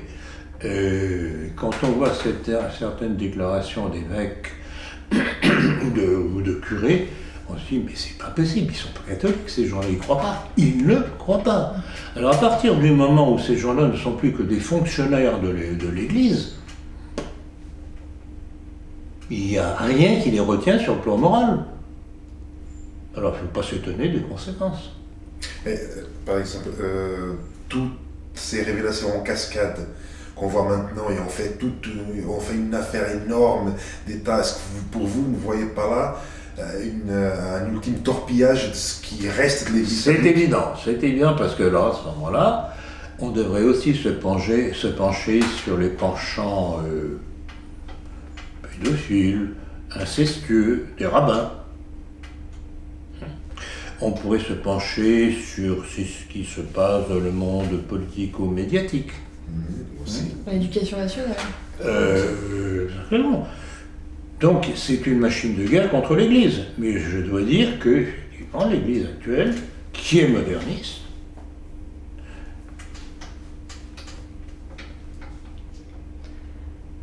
elle l'a cherché. Parce qu'apparemment, nombre de ces membres ne croient plus à leur mission. Que pensez-vous de l'interdiction des messes pour cause d'épidémie? Tandis que les messes sont interdites en Île-de-France et dans l'Oise pour cause d'épidémie, un évêque s'oppose à la peur que le gouvernement tente de propager. Pouvez-vous développer l'entreprise de cet évêque?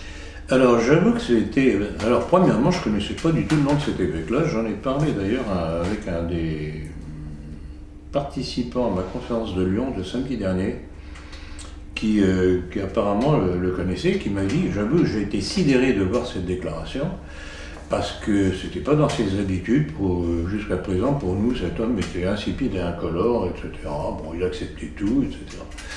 Et cette personne qui me rappelait justement l'impression qu'il avait de cet évêque, mais c'est qui cet disait, évêque? mais c'est curieux, on dirait que brusquement, il a réalisé quelque chose et il a dit, bon, maintenant ça suffit. Et les termes qu'il a utilisés, je ne sais pas si vous les avez. Mais non, mais quel est le nom de cet évêque? Le nom de l'évêque? Bah oui, je ne l'ai pas dit, parce que là, on Ah, vous ne l'avez pas? quelqu'un, Attendez, c'est Pascal Roland. Pascal Roland. Oui, c'est ça, c'est ça. Mais c'est qui? C'est un évêque de où d'ailleurs? Ariège. Attendez. Ariège, non? Évêque de Belay-Ars. Bon, il se trouve que j'ai une partie de sa citation. J'ai trouvé vraiment pas mal du tout. On va s'en servir pour le prochain numéro de la politique. Alors voilà ce qu'il dit, entre autres. Plus que l'épidémie de coronavirus, nous devons craindre l'épidémie de la peur.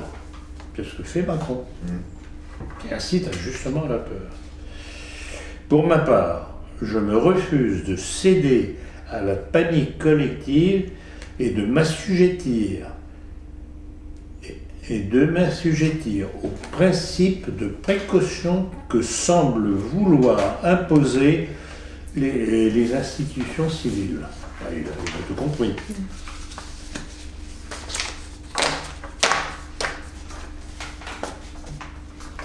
Le père Michael Wenninger, ancien diplomate et membre du Conseil du Vatican pour le dialogue interreligieux, a expliqué dans son dernier livre, intitulé Loge et Hôtel, pourquoi on peut être à la fois catholique et franc-maçon.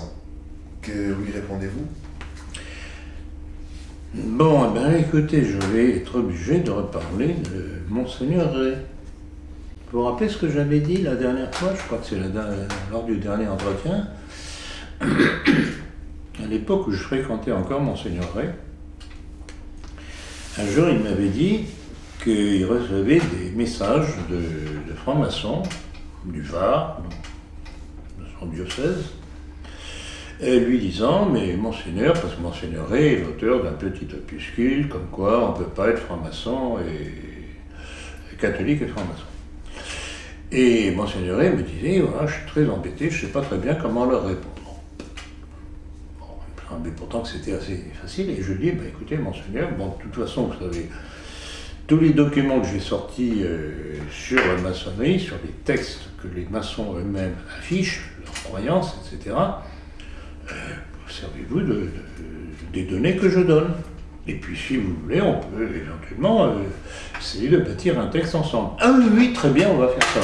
Puis les semaines ont passé, les mois ont passé, puis plus entendu parler de rien. Bon, j'ai compris rapidement que progressivement, Monseigneur Ray baissait son pantalon ou relevait sa soutane. Donc ça me rappelle exactement ça. C'est que vous avez tout un clan maintenant, non seulement à Rome, mais aussi en dehors de Rome, qui plaide, ami avec la maçonnerie, etc. Oui, mais il n'y a pas de quoi s'étonner vu qu'on est dans l'œcuménisme. Mais bien entendu, évidemment, c'est pour ça que tout à l'heure, sur l'autre question que vous aviez posée, à propos justement des problèmes de pédophilie et d'homosexualité dans le clergé, à partir du moment où les religieux n'ont plus la ferme croyance de ceux qui sont censés défendre et enseigner, il ne faut pas s'étonner. Pourquoi voulez-vous qu'ils restent dans une droite ligne s'ils ne croient plus à cette ligne? Il faut rappeler aussi que quasiment tous les papes, à commencer par le pape Clément XII, je crois que c'est le premier, oui. Ils ont tous condamné la maçonnerie. Tous, jusqu'à Ratzinger, Benoît XVI, puisque déjà en tant que cardinal Ratzinger, il avait été à l'origine du texte rappelant que la condamnation de l'Église de la maçonnerie n'avait pas varié. C'était sous Jean-Paul II, je crois. Oui, Jean-Paul Oui, II. Jean-Paul II. Sous Jean-Paul II. Et donc, c'est à partir, ce pape François, c'est une calamité. En Allemagne, un attentat perpétré par un adepte de théorie du complot a fait 9 morts dans les communautés turques d'Allemagne. Souhaitez-vous donner un commentaire à ce sujet? Le commentaire qui me semble le plus évident, bon, sont les médias qui disent que c'est un adepte du complot, etc., mais bon, c'est eux qui le disent. Si réellement c'était un adepte du complot, moi j'aurais préféré qu'il s'attaque plutôt aux dirigeants politiques qui imposent l'immigration. C'est toujours la même chose. Rappelez-vous le nombre de fois où j'ai rappelé l'histoire des ratonnades en Algérie, vers la fin de l'Algérie, quand Pieds Noirs, et notamment Pieds Noirs juifs, faisaient des cartons sur les Arabes qui passaient dans la rue, pour se défouler, parce que bon, ils sentaient que ça allait péter, etc., qui n'a pas arrangé les choses. Donc on appelait ça des ratonnades. Donc c'était le pauvre type qui passait, pas nécessairement un salopard, il était victime, et personne ne peut penser exactement la même chose. Si en Algérie il y avait quelque chose à reprocher au FLN, il fallait s'en prendre à De Gaulle, qui avait donné la victoire au FLN alors que l'armée française avait gagné sur le terrain. Il ne faut pas oublier ça. Toujours la même chose. Eh bien, ce malheureux soi-disant adepte complotiste, eh bien, s'il n'est pas content de la politique en Allemagne, il va faire son affaire à Madame Merkel. La Russie se prépare à inscrire dans sa constitution que le mariage est une union entre un homme et une femme. Il va même faire une épouvantable. Ah, c'est épouvantable. Et ils vont même faire une référence historique à la croyance en Dieu dans le préambule. Souhaitez-vous commenter cette démarche? Moi je trouve ça absolument atroce. Étonnez-vous après ça que les médias occidentaux tapent toujours à bras raccourcis sur Poutine. Tout est là. Tout est là. Non seulement sur le plan géopolitique, c'est le méchant vilain petit canard qui empêche le développement du nouvel ordre mondial. Sur le plan de la morale, il vaut mieux que nos évêques et nos papes. C'est une constatation, ça. Il restreint la liberté des homosexuels, c'est un exactement, etc. Et alors, comme je l'ai dit à de nombreuses reprises, c'est ça qui me séduit chez lui, c'est que, en fait, quand il est arrivé au pouvoir, il n'a pas fait comme ça, crac, boum, toc. Non. Doucement, progressivement, il saucissonne les problèmes. Il s'installe dans la durée. Alors son nouveau truc est sorti il y a quelques jours maintenant, comme quoi il va pouvoir à nouveau se représenter à la présidence de la Fédération de Russie. Il y a un mélange chez lui de Philippe le Bel, de Louis XI et de Richelieu. Beau mélange. Moi je lui reproche une chose. La poigne, un certain aspect sanguinaire quand il faut taper là où il faut taper, l'aspect finno-manœuvrier d'un Louis XI, et la poigne tout aussi ferme qu'un Philippe le Bel, et de Louis XI aussi, de Richelieu. C'est vraiment un personnage on parlera de lui très longtemps. Pendant longtemps dans l'histoire. Et justement, une chose que je me reproche, c'est que j'ai l'impression qu'il ne prépare pas sa relève.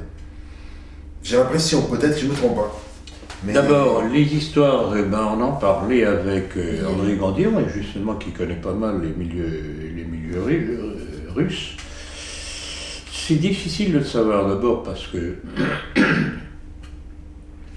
vont peut-être pas chanter sur tous les toits quel serait le successeur. Rappelez-vous ce qui est arrivé au successeur désigné de Franco en Espagne, l'amiral Carrero Blanco. Eh bien, les adversaires du franquisme l'ont fait sauter avec sa voiture. Donc, peut-être qu'il ne prépare pas, parce que souvent les grands hommes croient qu'ils sont éternels. Peut-être qu'il prépare, on n'en sait rien. Mais en tout cas, si la l'assise populaire qu'il a, et tout de même aussi dans le monde politique russe, c'est que son action correspond à un assentiment général. Donc il y a tout de même un terreau d'où devra sortir quelqu'un. Puis on verra. Ouais, l'histoire est en dents de scie, malheureusement.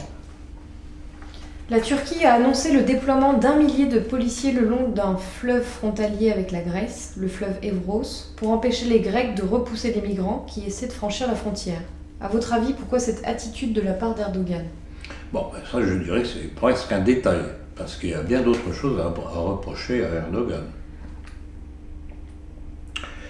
Erdogan, rappelez-vous ce que j'en disais déjà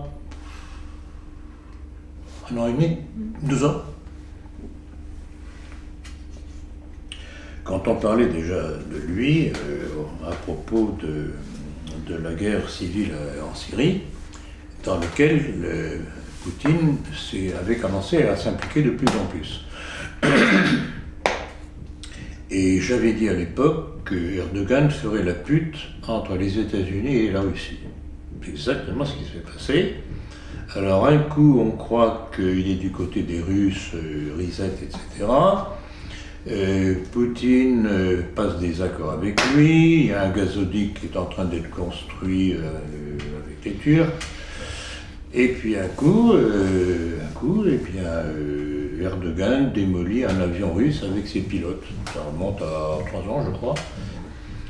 Et Poutine, rappelez-vous, j'avais fait remarquer qu'il n'avait pas réagi à chaud, il avait attendu que les choses se modifient, et puis effectivement, apparemment, Erdogan s'était dit qu'il avait davantage intérêt à aller du côté des Russes. Et puis ça a été comme ça le petit jeu, un coup oui, un coup non, un coup oui, un coup non. Bon. Et puis on en arrive à ces derniers mois, où Erdogan fait 2 choses. D'une part, il commence à envoyer du matériel lourd à Idlib, qui est une ville frontalière entre la Syrie et la Turquie, en appui aux terroristes qui sont contre le gouvernement de Bachar el-Assad. Et il commence à bombarder avec ses tanks et ses avions les positions syriennes, et russes aussi pour la même occasion. Et dans le même temps, il envoie aussi des troupes en Libye, pour contrer l'alliance de facto entre Vladimir Poutine et le maréchal Haftar, qui est le concurrent au gouvernement légal reconnu par l'Occident sioniste.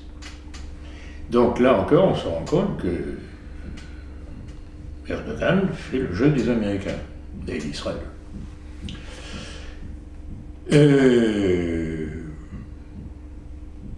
Dernièrement, Poutine s'est fâché. Il y a eu des bombardements sur les troupes syriennes, sur les troupes turques, et il y a eu de la casse. Casse en matériel, casse en hommes. Donc c'est encore une fois le petit jeu subtil. Et Poutine, au lieu, alors on peut le comprendre ou ne pas le comprendre, c'est le personnage de Poutine. On se dirait, bon, puisque c'est comme ça que Erdogan, une fois de plus, a révélé sa nocivité, le peu de confiance qu'on peut avoir en lui, il faut lui rentrer dans le chou et puis régler le problème. Eh bien non, on voit que Poutine négocie, etc., essaye, et on se rend compte que Poutine ne veut absolument pas d'une guerre mondiale. Il fait tout pour l'empêcher, parce qu'il ne faut tout de même pas oublier que la Turquie fait partie de l'OTAN. Et si, comme diraient les médias occidentaux, la Russie agressait la Turquie, qu'est-ce qui se passerait? Donc, vous voyez, le jeu de Poutine, c'est toujours la même chose, c'est une subtilité, bon, probablement qui lui vient de son âme russe ou pas.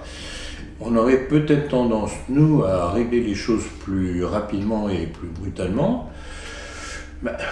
Je dois dire que jusqu'à présent, sa méthode n'a pas trop mal réussi, parce qu'il progresse partout. S'il était pas ce qu'il est finalement intrinsèquement, il est certain que l'Occident ne lui taperait pas régulièrement à avoir un coursier dessus. Donc, pour l'Occident, c'est un ennemi. Et c'est pour ça que je dénonce périodiquement l'attitude d'un Pierre Hillard qui, ou bien il est bouché de boucher, ou bien il est complice. Oui, c'est pas un mondialiste qui ferait inscrire dans sa constitution la référence à Dieu. Exactement, c'est pas un mondialiste, très justement. Tout de même voir les choses, quelle est la réalité des choses au-delà de certaines apparences. Hein, parce qu'il y a l'aspect diplomatique aussi. Hein. Alors, il y a l'aspect diplomatique et les salamalek que l'on fait les uns aux autres, notamment de temps en temps aux juifs. Et puis il y a ce qui se passe sur le terrain, qui n'est pas du tout favorable à Israël ni aux Américains. C'est ça, le personnage de Poutine, c'est ça. Et bon, il faut peut-être une certaine subtilité pour le comprendre. Et alors pour revenir à Erdogan qui nous envoie des migrants, là, il demande de l'argent. Exactement, de l'argent mais bien entendu. en échange. Et c'est la pute. Oui, Il y a non, pas que mais ça. C'est la pute. Il Pas de plus. demande un espèce de... C'est pas un laisser-passer. C'est en fait qu'on traite les Turcs comme citoyens de l'Union Européenne. Pas besoin de visa, exemption Ah de oui, visa, non, etc. merci. Ouais, c'est- Alors une chose aussi que j'ai vue dernièrement, je ne sais pas si vous l'avez vu, vous allez confirmer, c'est qu'une des dernières déclarations, je crois que c'est de Maria Sarapova, qui est la porte-parole du ministère des Affaires étrangères russe, donc l'adjointe de Sergei Lavrov. Je crois que c'est elle qui a dit ça, à moins que ce soit Poutine directement, mais peu importe, c'est la déclaration qui est intéressante, disant, bon, vous êtes prêts à accueillir les migrants, musulmans, etc. Ça, c'est votre affaire, mais c'est aussi la nôtre. Parce qu'on ne veut pas d'une Europe qui devienne islamique. Ça nous intéresse Donc, pas. l'air de dire, bon, vous faites partie de notre orbite. Et si vous ne réglez pas le problème, nous allons le régler nous. Donc, on n'est pas sorti des affaires. En tout cas, le monde occidental n'est pas sorti des affaires avec Poutine. On passe à notre question. Stéphane Blay, ancien franc-maçon repenti, actuellement réfugié en Turquie, a dénoncé la venue de l'artiste sataniste Marina Abramovic à Istanbul. Souhaitez-vous commenter Bah, ça rejoint un petit peu ce que j'ai dit sur Erdogan, justement. Alors, ce qu'il faut savoir, c'est que Erdogan est un domné, c'est-à-dire un maran turc, c'est-à-dire soi-disant juif converti à l'islam. Et il y a un livre récent qui est sorti, je ne me rappelle plus comment il s'appelait déjà, peu importe, qui justement rappelait les origines de Erdogan, les origines juives d'Erdogan. Résultat des courses, c'est que le livre est interdit en Turquie et que son auteur va passer 17 ans en prison. C'est qu'il a mis le doigt là où ça fait mal. Et donc c'est tout de même intéressant à savoir. Donc ça explique justement le peu de fiabilité de Erdogan par rapport à Poutine. En fait, on retombe toujours dans le même problème, le problème juif. Et donc ça explique On n'en sort pas. sa complaisance envers cette sataniste Marina Mais Abramovic. voilà, c'est à ça que je voulais arriver comme conclusion. Comment s'appelle-t-elle? Abramovic. Si vous n'avez pas compris. Alors elle était proche de Hillary Clinton. Oui, tout On à la fait. voyait faire des Tout à fait. soirées Tout à fait. sanguinolentes ensemble. La fameuse, comment ça s'appelle, le truc là, dont on a beaucoup parlé hier. Ah, c'est- Pizzagate. Le quoi? Non. Pizzagate ou... Non, pas ça. Non, oui, la Pizzagate. Oui, Ouais. la Pizzagate. La Pizzagate. Oui, c'est Oui, une histoire un peu sordide oui, aussi. oui, bien sûr, mais c'est Même ça. elles font des Mais c'est soirées ça. sanglantes. C'est ça, c'était une des grandes prêtresses de ces trucs. Bon, pour Nicolas Sarkozy, un Royaume-Uni se sortant bien du divorce avec l'Union européenne serait une incitation pour d'autres pays à faire de même. Il souhaite donc que cela se passe très mal pour la Grande-Bretagne et qu'elle soit économiquement saignée. Que vous évoque l'attitude de l'ancien président? Rien d'étonnant. C'est le pur mondialiste. C'est le pur mondialiste. Sarkozy est un élément clé du mondialisme en Europe et notamment en France. Il est évident que la sortie de la Grande-Bretagne de l'Union européenne pourrait donner des idées à d'autres pays de sortir et tout de même que je sache que les pays d'Europe ont vécu, notamment mieux que maintenant, quand il n'y avait pas la communauté européenne. Alors je ne vois pas pourquoi, c'est la fin de l'économie, c'est la fin du monde, etc. Si on sort de la... Mais comment faisait-on avant? Donc Et ça se passait mieux. on souhaite une belle réussite à la perfide Albion. Mais les Anglais ont beaucoup de... Pragmatisme. Oui, j'allais y venir. ont beaucoup de défauts, mais sont des pragmatiques. Et ils savent très bien où sont leurs intérêts. Bon, ils ont estimé que l'Europe, alors que pourtant ils avaient un statut particulier, parce qu'ils avaient des conditions pour participer à l'Union européenne que les autres pays européens n'avaient pas. Hein. Puis de ça, ils ont gardé leur livre. Ils ont gardé leur livre, ils n'étaient pas dans Schengen. Tout à C'est fait. pour ça que je pense que leur divorce avec l'Union européenne a été plus facile. Si la France faisait de même, ça serait beaucoup plus compliqué. Elle n'a plus de monnaie nationale. Elle est en Schengen, il y a plusieurs accords passés, donc ça serait peut-être ça se change tout ça. Ça se change, ça se change. Oui, ça se change, justement, c'est ce que j'allais dire. Bon, de même qu'on a créé l'euro, on peut recréer le franc ou l'écu, ou tout ce que vous voudrez. Non, c'est toujours la même chose. La volonté politique. La volonté politique. Quand Poutine a foutu à la porte les Rothschild de Russie, rappelez-vous la déclaration de Jacob Rothschild disant « Ah, mais Poutine est un traître au nouvel ordre mondial ». Et oui, c'était le successeur de Helmstein avec lequel tout marchait bien. Et puis ce petit Poutine se révèle être un adversaire du nouvel ordre mondial. Alors évidemment, ils ne sont pas contents. Le Wall Street Journal a estimé que l'Europe devrait compter sur elle-même en cas d'attaque de la Russie, sans attendre que les États-Unis la défendent. Selon l'auteur de l'article, la politique de Trump met en péril les relations transatlantiques et il insiste sur le fait que le problème de l'Europe n'est pas Trump, mais le manque de nationalisme. Êtes-vous de son avis? Oh que oui. Et alors là, vraiment, j'avoue que quand j'ai lu ce texte, je me suis frotté les yeux en disant « Pas possible, le Wall Street Journal qui sort ça, mais c'est notre position. » C'est évidemment le manque de réflexe de défense nationaliste dans les pays d'Europe, et notamment en France, qui fait que tout va à volo, que tout se détruit. Comment ont-ils pu laisser Comment passer ont-ils ça pu écrire ça? Ça, je comprends pas. Une petite citation. Les Européens ont remplacé le nationalisme non pas par la solidarité européenne, mais par le fantasme selon lequel on peut vivre en sécurité et avec la prospérité sans défense forte. C'est incroyable. Mais c'est incroyable. Oui. Incroyable. Ça, il a un diagnostic parfait. Vous faites souvent allusion au biblisme protestant américain pour expliquer l'appui constant des États-Unis à Israël, quels que soient ses crimes. Une récente déclaration de Joe Biden, candidat démocrate aux primaires en vue des prochaines présidentielles américaines, devant un parterre de responsables juifs à Washington, vient confirmer votre analyse, dont s'y joint quelques exemples. Alors, j'ai plusieurs citations, mais je vous en cite une qui est particulièrement parlante. Croustillante. Le fait est que l'héritage juif, la culture juive, les valeurs juives sont une partie essentielle de ce que nous sommes, qu'on doit dire en toute honnêteté que l'héritage américain est en fait un héritage juif. Donc que pouvez-vous nous dire sur cette perception des choses? C'est exactement ce que l'on constate de l'évolution des États-Unis déjà depuis longtemps. Et à ce propos-là, je voudrais rappeler ce mot de Ariel Sharon. C'était après le 11 septembre, je ne sais pas si vous vous en souvenez, son ministre des Affaires étrangères qui s'appelait Shimon Peres. Après le 11 septembre, les Israéliens avaient franchi un degré supplémentaire de répression en Palestine occupée. Et Shimon Peres disait à Ariel Sharon, mais ne croyez pas tout de même qu'on y va un petit peu fort, qu'on va avoir des retombées de la part des Américains. Réponse d'Ariel Sharon, ne vous inquiétez pas.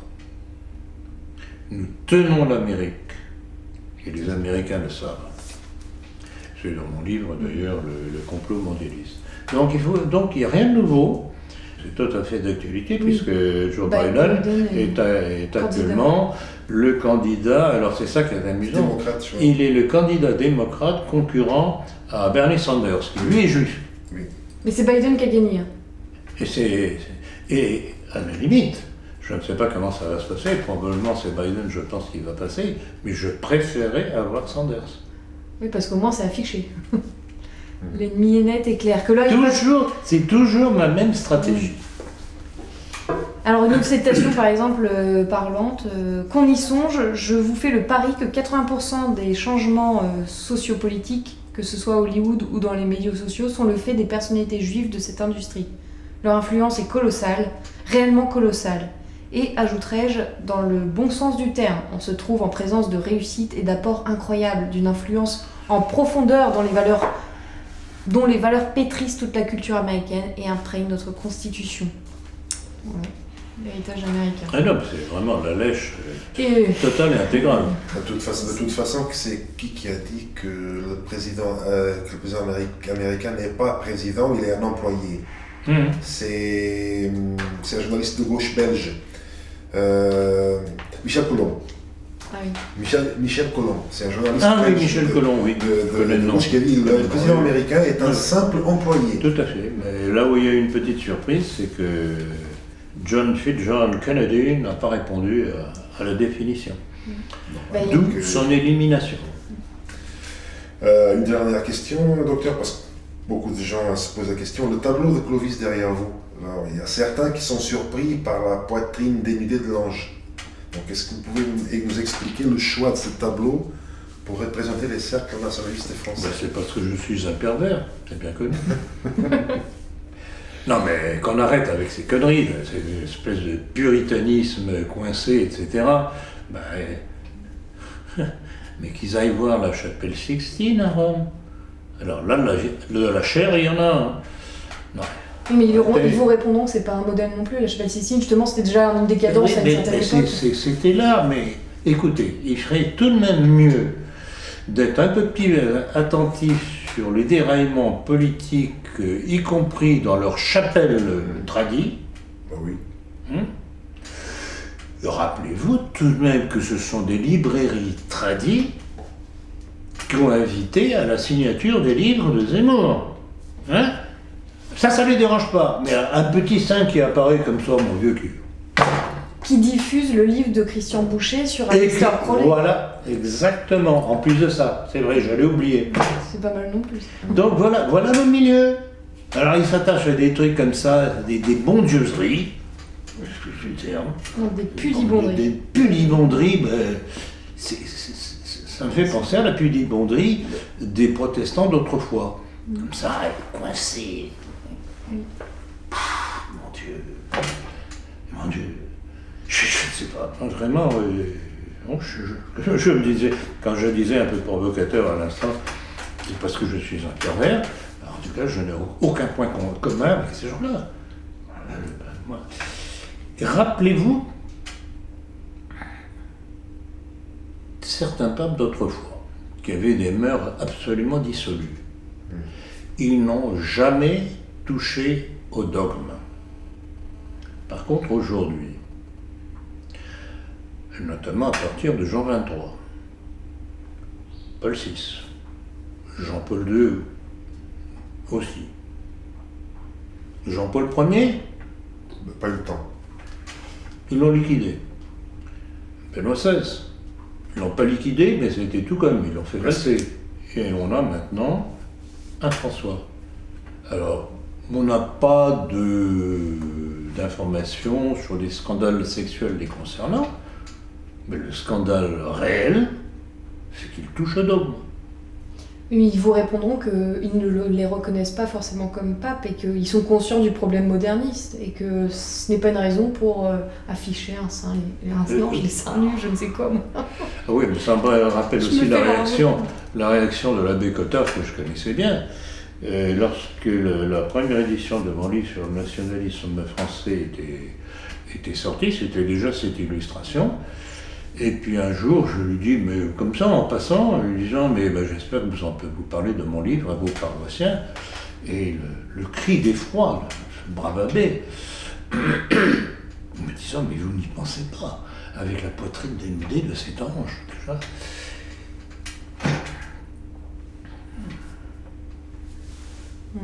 Ça nous laisse pas tout là. Je ne sais pas, mais c'est vraiment toujours prendre le détail pour le principal, alors que le principal fout le camp. Oui, c'est tout à fait ça. Et est-ce que vous pouvez alors nous expliquer pourquoi ce tableau-là? Tout simplement parce que c'est le seul tableau que je connaisse qui représente le couronnement de Clovis. C'est aussi simple que ça. Alors, si ça les dérange, qu'ils mettent un bandeau noir sur le sein, cacher ce sein que je ne saurais voir. C'est comme ils ont fait la chapelle Non, Sixtine. mais écoutez, Ils avaient mis après, ça a été restauré. Les drapés. Les drapés. Alors là, encore une chose, c'est une des failles justement de nos milieux, notamment dans les milieux religieux, c'est qu'ils vivent en dehors, ils vivent dans leur bulle, en dehors du siècle. Bon, le siècle n'est pas très joli à contempler, c'est évident, mais ce n'est pas en restant dans sa bulle qu'on va pouvoir agir sur le siècle. Et ce n'est pas en étant coincé qu'on va pouvoir agir. Ils n'ont pas compris que la mentalité a changé, qu'on a tout fait pour détruire toutes les valeurs qui existaient, et que ce n'était pas en se réfugiant dans leur bulle qu'on va y arriver. Il faut tout de même participer à la vie telle qu'elle est aujourd'hui pour progressivement prendre le pouvoir. Mais non, ils se complaisent dans leur petit nombril à dire « nous avons raison ». Le problème, c'est que les choses n'évoluent pas. Alors ça me fait penser à ce genre de catholiques, souvent, pour en revenir au coronavirus, disent c'est un châtiment divin. Ouais. Là, pareil, on vit dans un monde terrible, c'est le châtiment divin. Tout à fait. Mais l'autre qui vous dit, de toute façon, c'est la fin du monde, c'est plus la peine de s'agiter, etc. Donc, ils démissionnent, c'est trop commode, Pourquoi croyez-vous, est-ce que je me bats? Est-ce que je me bats comme ça parce que ça m'amuse de me battre? Non, c'est parce que je pense que si on se bat réellement, on peut faire évoluer les choses progressivement. D'ailleurs, rappelons ce que disait Sainte Jeanne d'Arc, nous combattrons et Dieu donnera la victoire. Et puis, je ne sais plus qui disait ça, c'était... Sainte Thérèse. Non. Point n'est besoin d'espérer pour entreprendre. Oui. Qui est-ce qui disait ça déjà? Non, mais eux, ils se complaisent à contempler leur petit nombril, dans leurs petits chaussons bien au chaud, sans participer au combat extérieur, donc bien à l'abri des regards. Ah oui, mais je prie. D'accord, mais prier, mais c'est pas suffisant. Aussi. Sainte Thérèse de Lisieux, je crois qu'il disait agir comme si la prière n'était insuffisante et prier comme si l'action était... Tout à fait. Je trouve cette phrase extraordinaire.